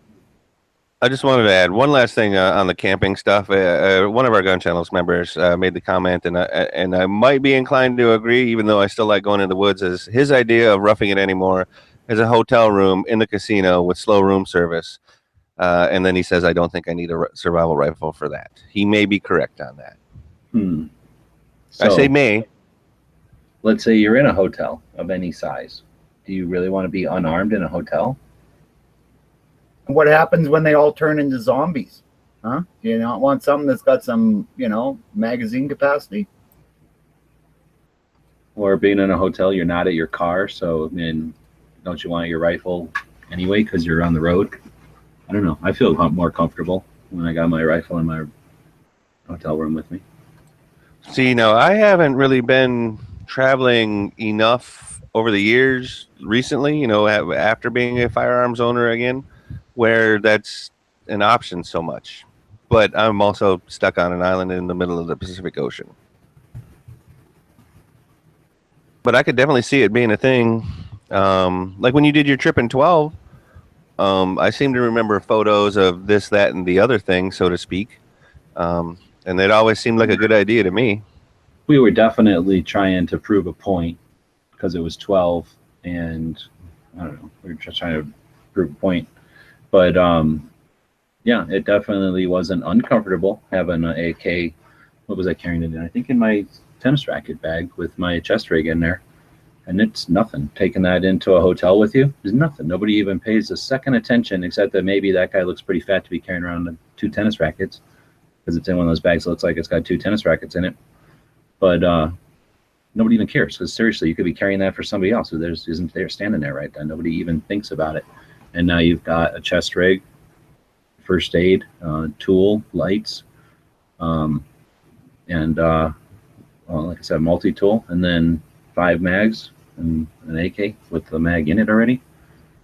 So yeah, that's definitely comfortable. The only thing I guess is just the idea that you're going to leave it in the room potentially. What if you go out to dinner or something, or just take it with you, which is what we did.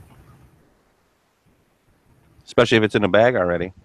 You know, Haas is a little. Like, did you use a messenger bag as well, or that was a different thing? Oh no, it might have been in the messenger bag. I don't remember. It might have been in the messenger bag now that you say that.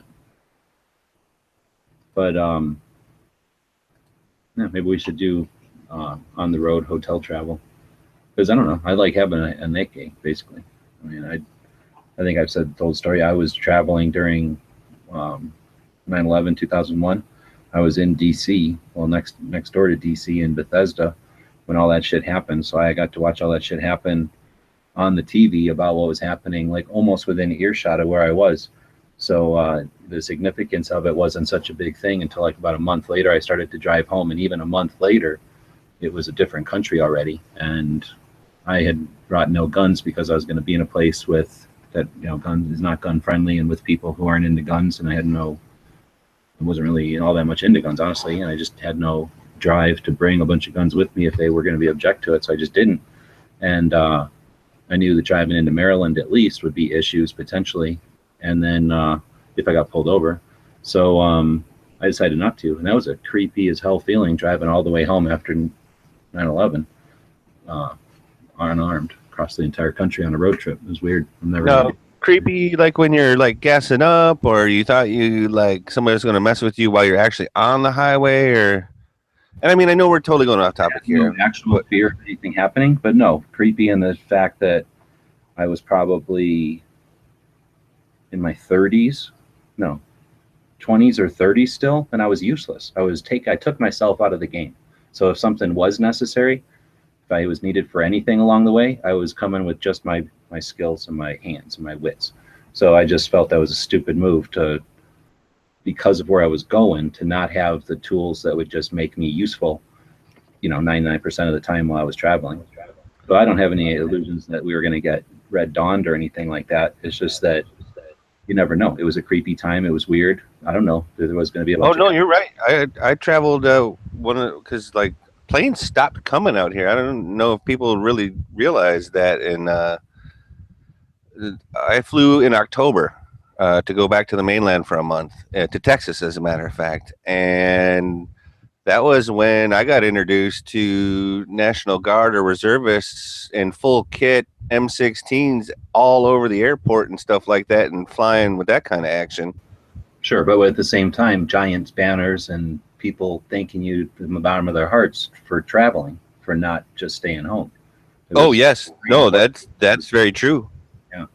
So it was a great time to be a citizen and all that, but definitely just wised me up that, you're like Diego say, I like the way you put that, though. It's not that you were literally used.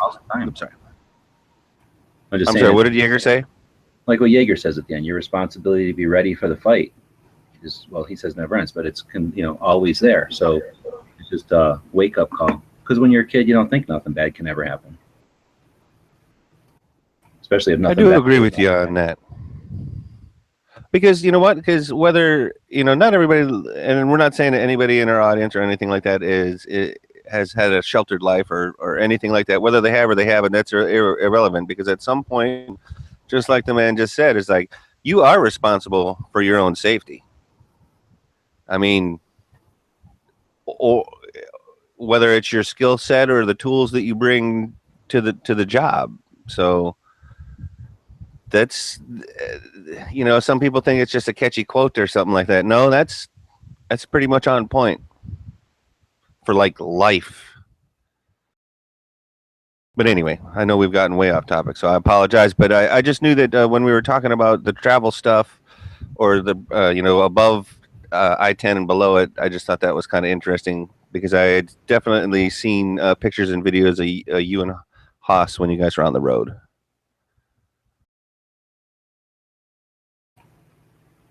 Well, I think with that, we'll dig into gun shop. Every day we try to feature a gun shop, something, show a place that's unique, something that's got something unusual. The goal would be to have a different shop every day. Today we're going to revisit one that we've visited a few times in the past, but they're good friends of ours, and well, we need more submissions from people that are out there exploring gun shops. So if you have some, feel free to email them to us. As we mentioned, our email is dailygunshow@gmail.com.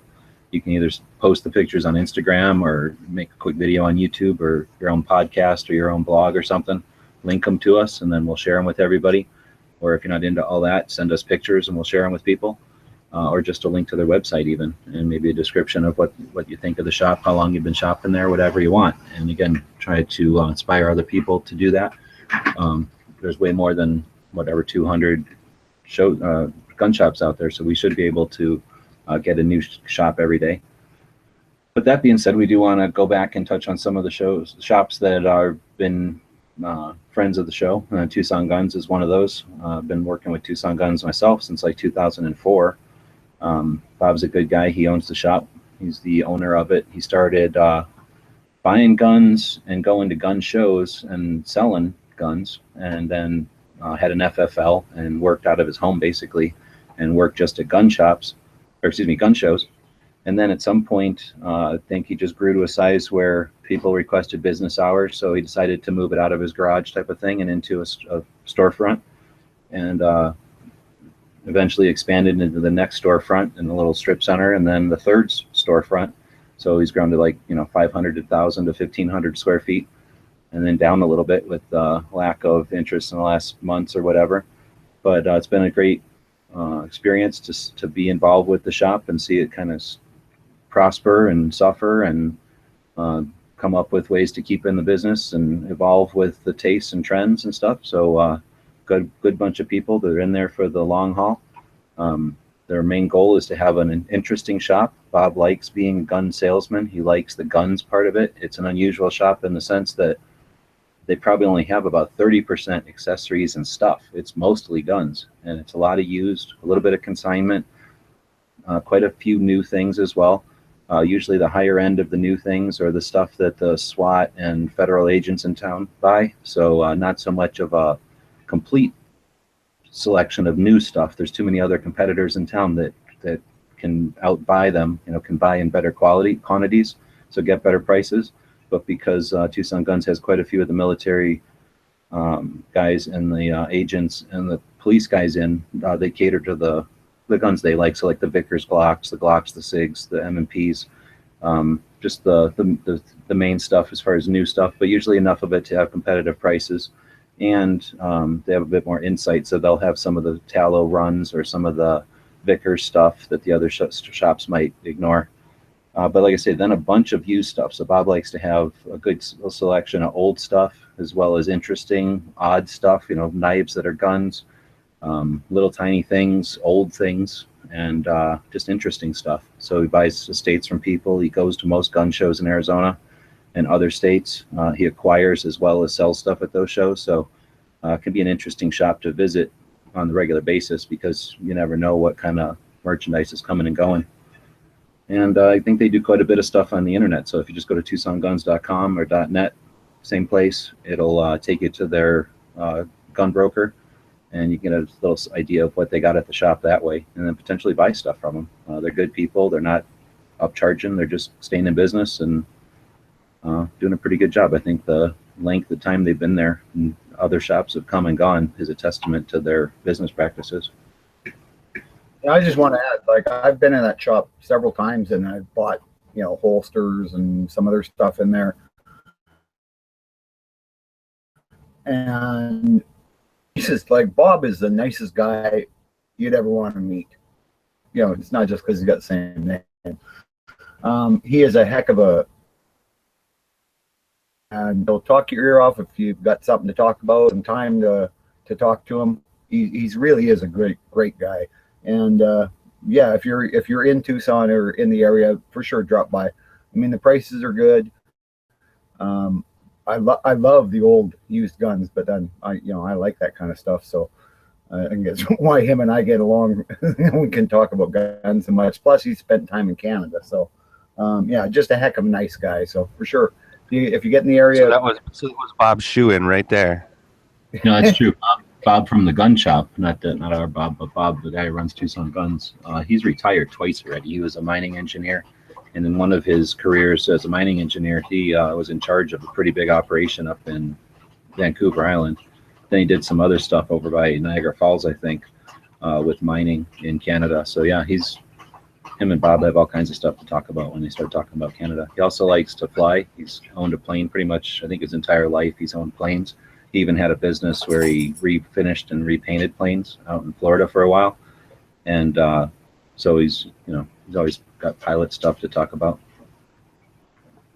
He's also in the Arizona Arms, which was an awesome organization. It was a gun show promoter that was just a group. It was a nonprofit organization made up of people who showed at gun shows, who showed up and had tables at gun shows, as opposed to just a family or an individual who was a promoter of a gun show. So it gave it a different dynamic, being run by a committee, and as a nonprofit, was really a cool entity, and it existed for decades, long time, since the 50s.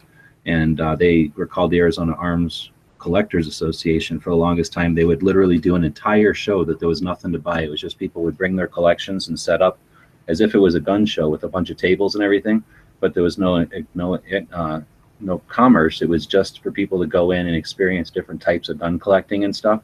I never got to experience one of those shows, but just the concept of it blows my mind. I think that's really cool. Hold on, I'll show you yours if you or I'll show you mine if you show me yours type of theory.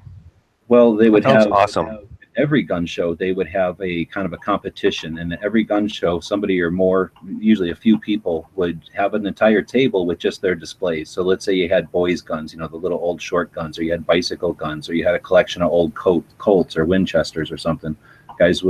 People would post their, or display their collections in various ways, either elaborate or just laying them on a table. But then they were there to just BS and talk about their collections, so people could experience what it's like to be around a collector and a collection of interesting stuff. So at each of the shows, they would have a few tables, and they would be judged at each of the shows. So some people would show up to sell, and a couple of people would show up just to share their collections and to compete on the collector side of it. And then once a year, it was just those collectors' tables. So they were basically, everything from very elaborate to kind of thrown together to just putting your guns down on a table and talking about them. But it was an entire show of just people, geeking out about guns. Really neat. And like I say, nonprofit. So unfortunately, the treasurer decided to screw them all and embezzled tens of thousands of dollars and ruined the thing just a few years ago. But Bob was the president of that. He kept the thing running, kind of volunteering, more than just his time, but his interest in keeping the thing going, and really provided a lot. It was an alternative gun show to the norm, and we all got spoiled on that here in Arizona. It was definitely a void when it was gone. Anyway, Bob's a heck of a good guy, and that's the gun shop today. So yeah, if you've got a shop that you know about, feel free to record something or come on to the show and let us know about these shops. Some of these shops just don't care or don't have the ability to get themselves online, and like I said, that's one of the reasons we did this show, so that we could help get the word out about places like that. And again, that is Tucson Guns in Tucson, Arizona, correct? Mm-hmm. Yep. Okay. Yep. Out on the east side, like Bob says, if you get a chance to come through town, it's not right on the highway or nothing, but probably worth your time. All right. So with that, I think we'll move along to Gun of the Day. Or do you want to do Gun Movie? Sounds great. Which one? Smith & Wesson model number 2, it looks like. Yeah, let's do Gun of the Day. That is a really interesting little gun. Model 2, is that the, what is it, 38 Smith & Wesson or a 32? 32 Smith & Wesson, basically kind of a pocket gun, almost. Not really, but okay. It's kind of famous for, it was the gun found on Wild Bill Hickok after he was murdered. Yeah, this pocket gun Bob's talking about. Yeah, very, very cool little gun. Wild Bill Hickok, even though he's one of the most famous gunfighters, known for one of the longest gunfight shots that killed. he was into cap and ball revolvers. He did not trust cartridge guns, and he would just fire off his guns every morning and reload them in order to, you know, make sure they were fresh. But he used mostly Colt Navies, so those were 36, I think. But yeah, really interesting little gun when you think about it. I mean, this was what people carried for a pocket gun. Dude, I don't know if you're talking about the Model 2. The Model 2 is a giant break top, like 38.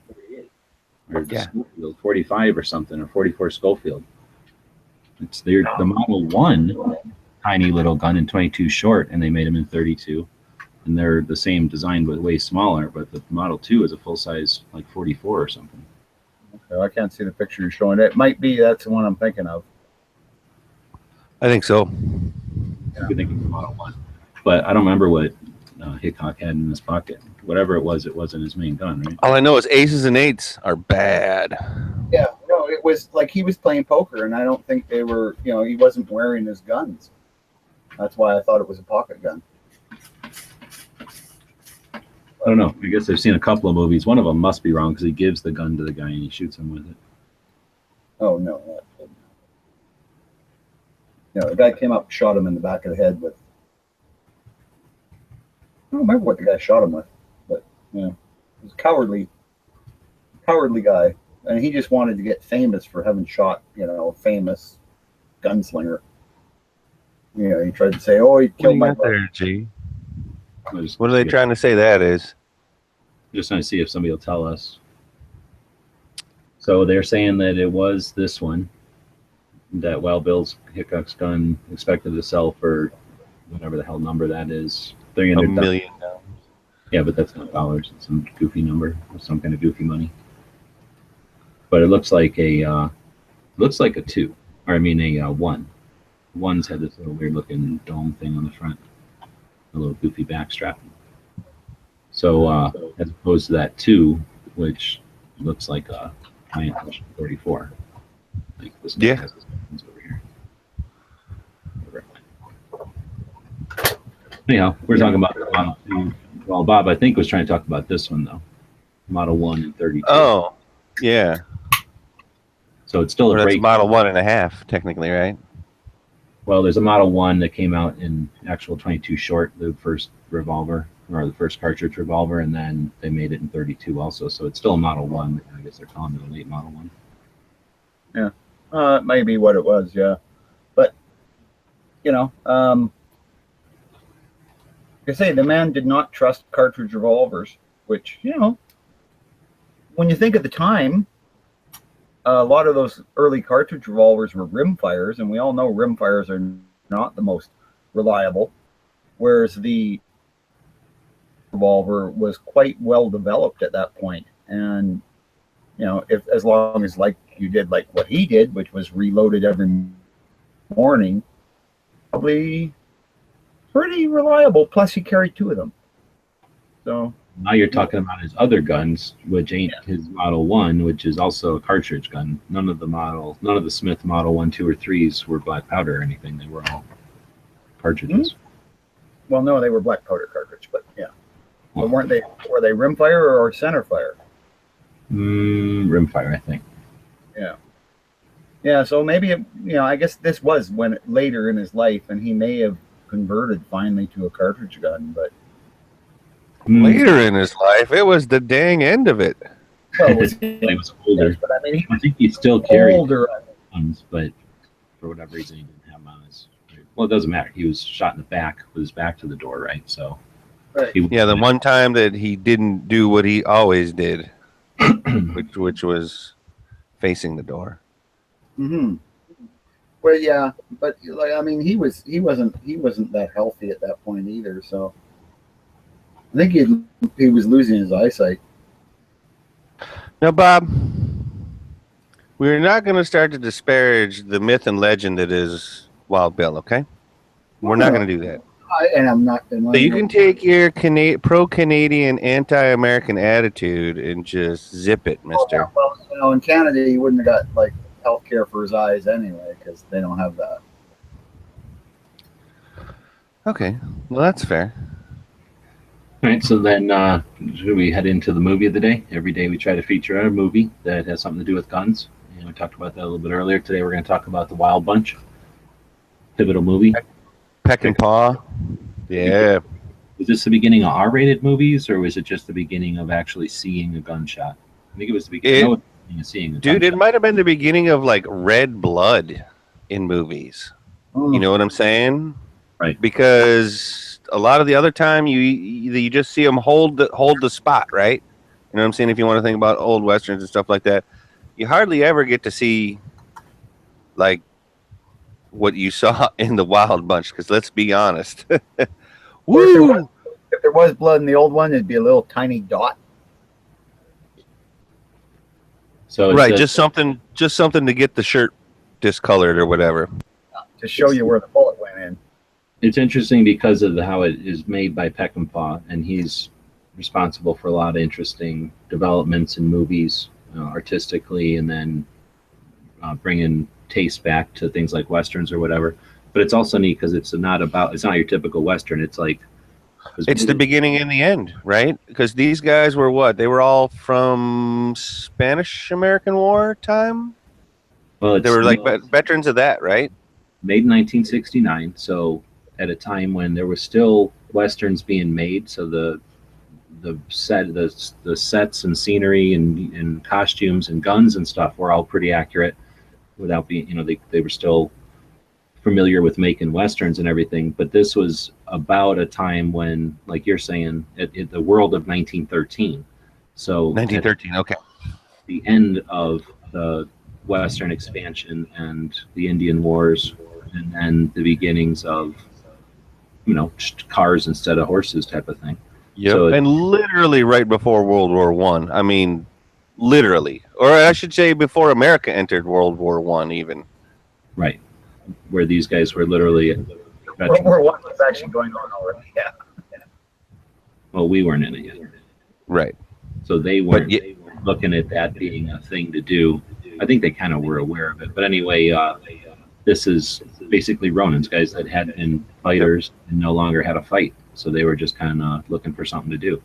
So they go down to Mexico and fart around and get in trouble. Well, no, there was a reason that they went down there and everything like that. There was supposed to be a deal, and I mean, they were supposed to be able to get money so that they could then do what it was that they wanted to do. Correct?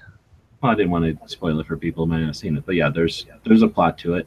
But it's just that it's set at the end of like the Western. Well, because what's that shotgun? We switched into like gangster movies or like the 30s or something, or the 20s. Was that like an A5 or something like that? I'm trying to think of what the shotgun was, because I just remember, like you said, it's not your typical Western. It is at the end of what the Western period is, so to speak, and just about into the new time, because like you said, I think it did have cars. It still had like Gatling guns though, like from the Civil War and stuff, but it had the 1911s, and it had freaking those shotguns, the pump shotguns. Mm-hmm. They're saying on the they're saying model 1897s. So okay, light action thing Bob wants everybody to have for a survival gun. Yes, as a takedown nice. Survival backpack gun. It's perfect. But it's basically a trench gun. They had Winchester model 1912s in it, Browning M1917s. They had Enfield, Smith & Wesson Model 10s. They had a Luger, like I said, the 1911, but then still single-action armies, Colt New Service. They had the Springfield 1903, so, Springfield's 1903 Springfield. Then they had Winchester. Wasn't that an artillery Luger with the stock and everything? Well, they say Mauser 1912 and a Sharps 1874, so I don't know how inclusive this is, but that's all they had for rifles in here. Yeah, but I thought the Luger was had a stock on it and everything. Well, no, that Luger is the one that where the you said the artillery one. The artillery one is where the holster becomes the stock. Yes. Okay. I'm looking at screenshots from the movie, and it was just some Nazi general guy shooting a prostitute with it. So I don't think they'd put that on it. German guy, technically, I don't think he was a Nazi yet. I'm telling Technically, you, these are baby Nazis. They had the thoughts of well, they were the Kaiser's men or whatever, and they were bad guys. Don't get me wrong. And Diecaster has a point for this movie. He's like, great last stand of all time. Might be inclined to agree with you, especially at the time when this movie came out in '68, 68 or '69 when it came out. I would be inclined to agree with you at that time for sure. And saying something like that might get you in a fist fight at a bar over a beer, kind of a thing. Yep. Tony, the movie is Artisan Tony. The movie is The Wild Bunch. Is the one we're talking about today. A fantastic movie, excellent movie. I definitely own it on DVD. I don't get to watch it as much. I don't know why I don't. I mean, I know I've seen it a bunch of times. Yeah, it's definitely a 2 big, throbbing, hard thumbs up from me. Okay. Ew. Yeah, that's kind of gross. But there is elements of I don't want to say comedy, but there's definitely a couple of few jokes in there that I won't spoil. But there's going to be a lot of people that that you're going to recognize. Like I think the one dude wrote it down for us, Diecaster. He's like, great movie. William Holden, Ernest Borgnine, Robert Ryan, Edmund O'Brien, Warren Oates, Jamie Sanchez, Ben Johnson, Emilio Fernandez, Strother Martin. What we have here is a failure to communicate. LQ Jones, Albert Decker, and Bo Hopkins. And out of all of those, you might not recognize all the names, but you are going to recognize the majority of those faces when you see them on screen. Yeah, they were classic Western actors, for sure. I'll definitely give it 2 thumbs up. I might even give it a must watch just because, like, whether, if you were in film school or you like Westerns or you like military type of dramas or, you just like a good movie, like, it was almost given an X, I think, G, at the beginning because of, I don't want to call it gore, but the use of the blood that they did in this movie. Fantastic movie.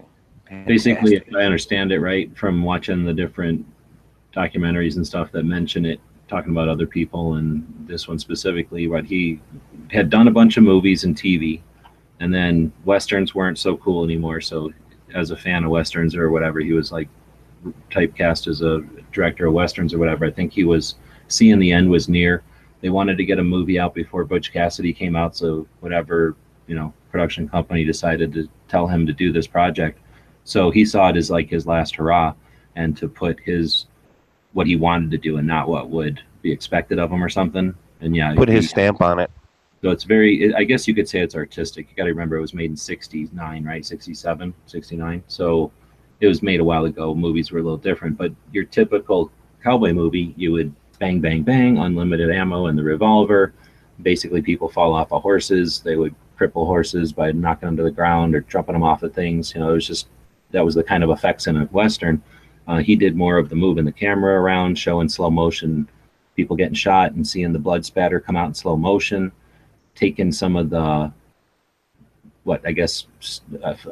techniques from modern movies, applying them to a Western, but then setting that Western in the transitional time.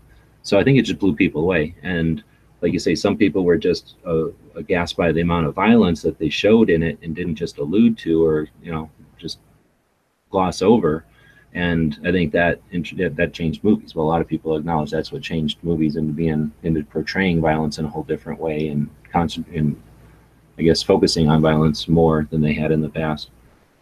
And for good or bad, that's the kind of thing that happens when somebody just goes for it and decides to do it for themselves or do it for the project or the art or whatever, as opposed to the bottom line or the trying to simulate an equation that works. Like, dude, if we were ever this is totally unrealistic or whatever, but if we were ever able to get Gun Channel's movie night together, type of thing, where somebody's got a projector, you can all go do the drive-in style or whatever, the homemade drive-in where you got something you can project it against and yada yada yada. Like this would be on the list of movies for Gun Channel's movie night. I'm telling you right now. Like this, Oh, yeah. maybe Death Wish. You know, I mean, there and the rest could be totally arguable. But I think we could almost all of us agree that this movie would be one of the ones that we would do. Yeah, without a doubt. This should be number one on the must-watch list, really. So I don't know where this came from, but Cycle's asking, what year was the Gun Control Act that banned machine guns? Was it 1934? 1934 was the National Firearms Act, 170 years after the Second Amendment. Then in 1986, we had the Gun Control Act, but that still didn't ban anything. The 1934 National Firearms Act defined machine guns and required registration of them. Not the owners, but the guns themselves created the registry, and it defined firearms. 1986 restricted importation of certain firearms and required the 4473 and the 10 questions they ask on the 4473. But then it was the the 68 is 68. The 86 was the Firearms Owners Protection Act, which amended Title 1 and 2 of the both 86 and 34, but it had the Hughes Amendment, which is the one that stopped the manufacturer of machine guns. So yeah, sorry, 86, the Hughes Amendment specifically. But and that's the problem with the 86 is didn't it reiterate the free travel and like a couple of like Right, it stopped you having to record every ammunition purchase at the gun shop level, and it created the Travelers Protection Act, the Firearms Travelers Protection Act or something. So to establish the theory that the federal ability to travel whatever goes on top of a state law that doesn't allow you to own something. So it allowed you to travel through states. You still get people with issues there, though. Well, yes, because New York does not recognize it, as far as I remember hearing. Yeah, Jersey. All right. But I ain't driving through there anyway. So Tony said he watched the trailer on Amazon. He had forgot that he had seen it. So that might be something for people to do when they listen to us talk about a show on here or a movie on here. Just watch the preview, because that will bring back a lot of memories if you have seen it a few times. Especially for me, like when I think of a movie, I sometimes get it confused with a couple of similar movies.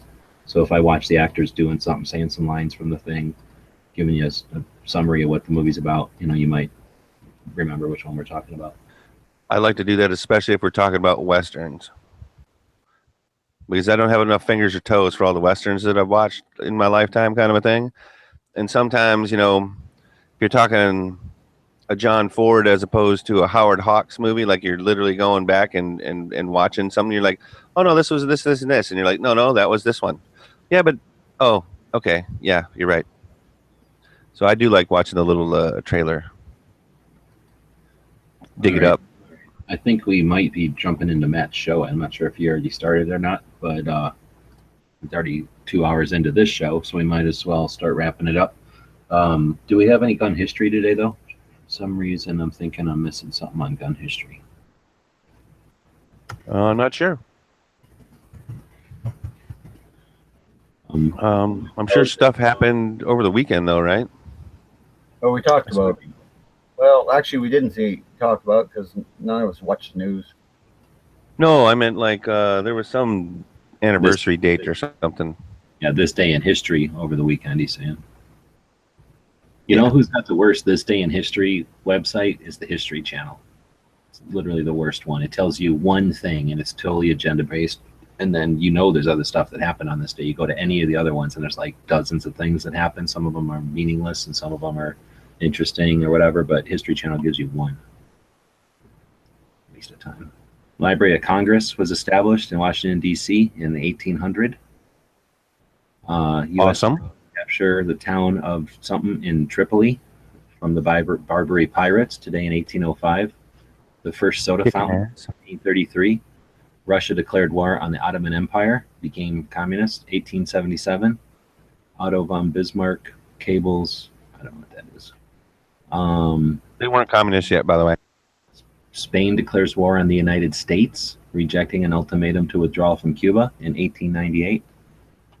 A lot of stuff happened today. Turks of the Ottoman Empire began massacring the Armenian minority in their country.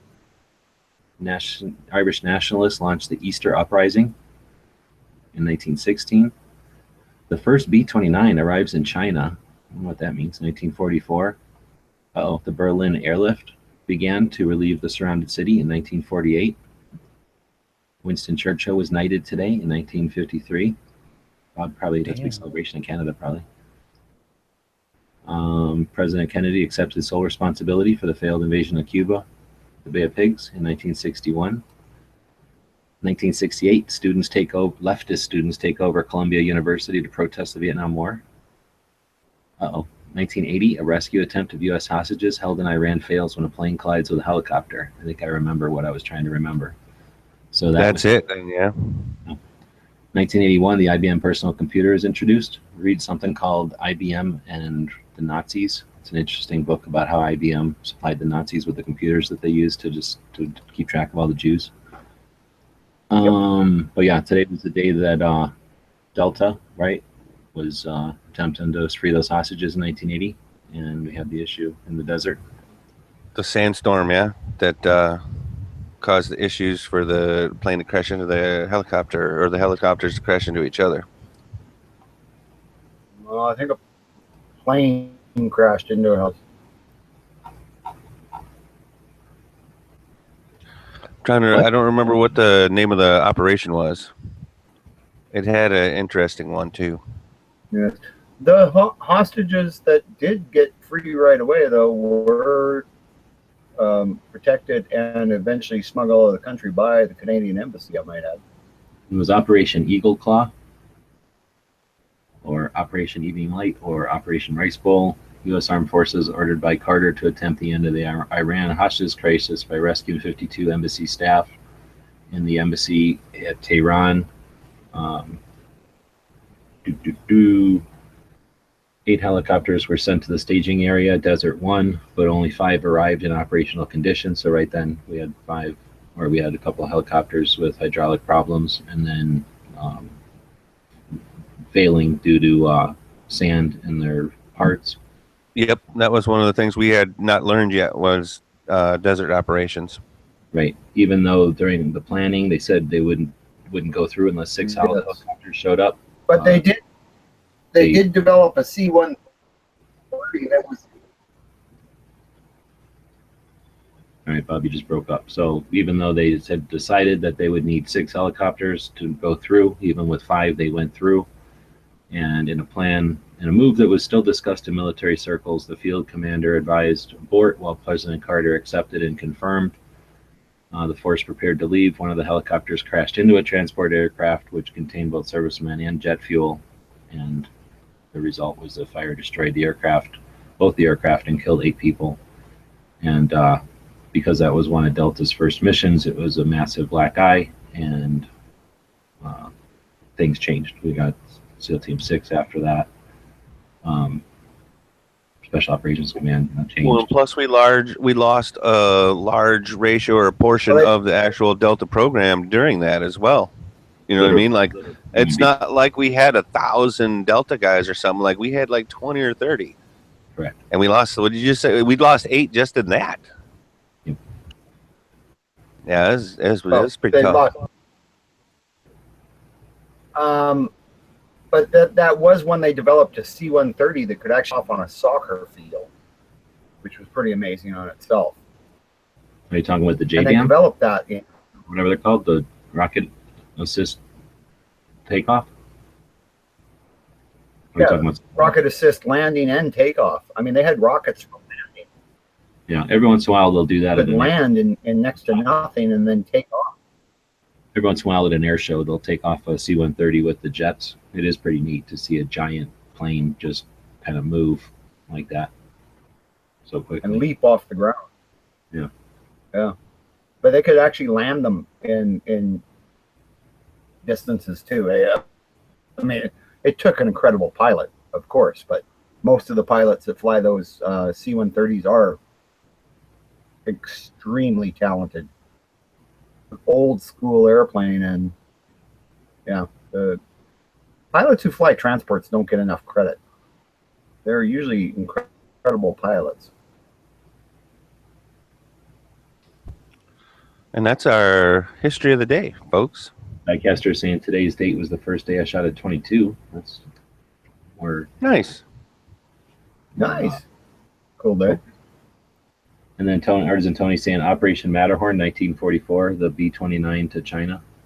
I don't know what that is. Is that when we bombed? That's when we sent bombers over there to China, our ally, because they weren't communist yet, to bomb Japan and Japanese targets in, what would that be? That would be Eastern Asia.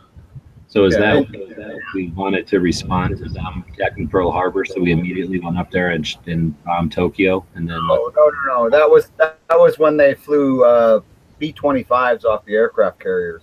okay, so that was a different situation. Yeah, that was different. Yeah, this happened like 3 years later almost, or 2 years later. Yeah, but it was and they flew, they were ultra long range missions though, even though they were in China. But well, I don't even. There has to be a story there because think about it. Okay, you had German war going on one side, right? Of just this side of Asia, like into the point where they went to Russia almost. You had Japan on the other side doing their whole thing, covering a lot of that ocean. How'd you even get them in there? You know what I mean? Like, China may have not been totally surrounded, but it wasn't like there was a lot of inroads. They flew them over the Himalayas, but they've been doing that with DC-3s, C-46s. Well, I guess DC-3, C-47s, but C-46s and C-54s. They've been flying over the Himalayan mountains. Amazing feats of airmanship went on there too. Transport pilots again. But yeah, the B-29s though, I mean, for them it was pretty easy to fly over the Himalayas compared to C-3. But yeah, they could bomb Japan from the Chinese bases because they had the range. But it was much preferable to have the island bases in Guadalcanal and places like that.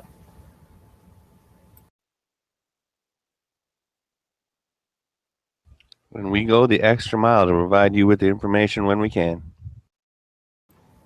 Well, when it's something I know about anyway. Or kind of know. You know what else you know about, Bob? What? You know about quotes of the day, dude. I do, and you know what? I think it's about that time. Anything else? See you tomorrow with episode 297. We'll talk about Michigan. We'll talk about the Second Amendment. Does it apply to immigrants, like Bob? We'll have the hashtag showdown. And it's somebody's birthday tomorrow. Oh. Oh, special day. All right. So on that note, let's go to our quote of the day. Gary Johnson. But before that, I want to remind everybody, please subscribe. Let's see, subscribe, thumbs up, and share. It helps to get the word out there.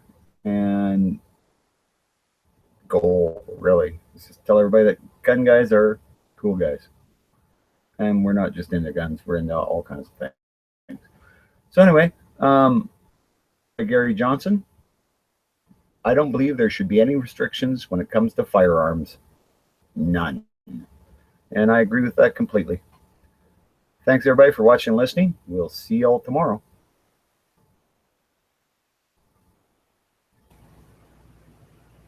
The guys and gals of GunWebsites.com encourage you to take a CCW class every year, practice at least once a month, and carry every day. Thanks for watching GunWebsites.com.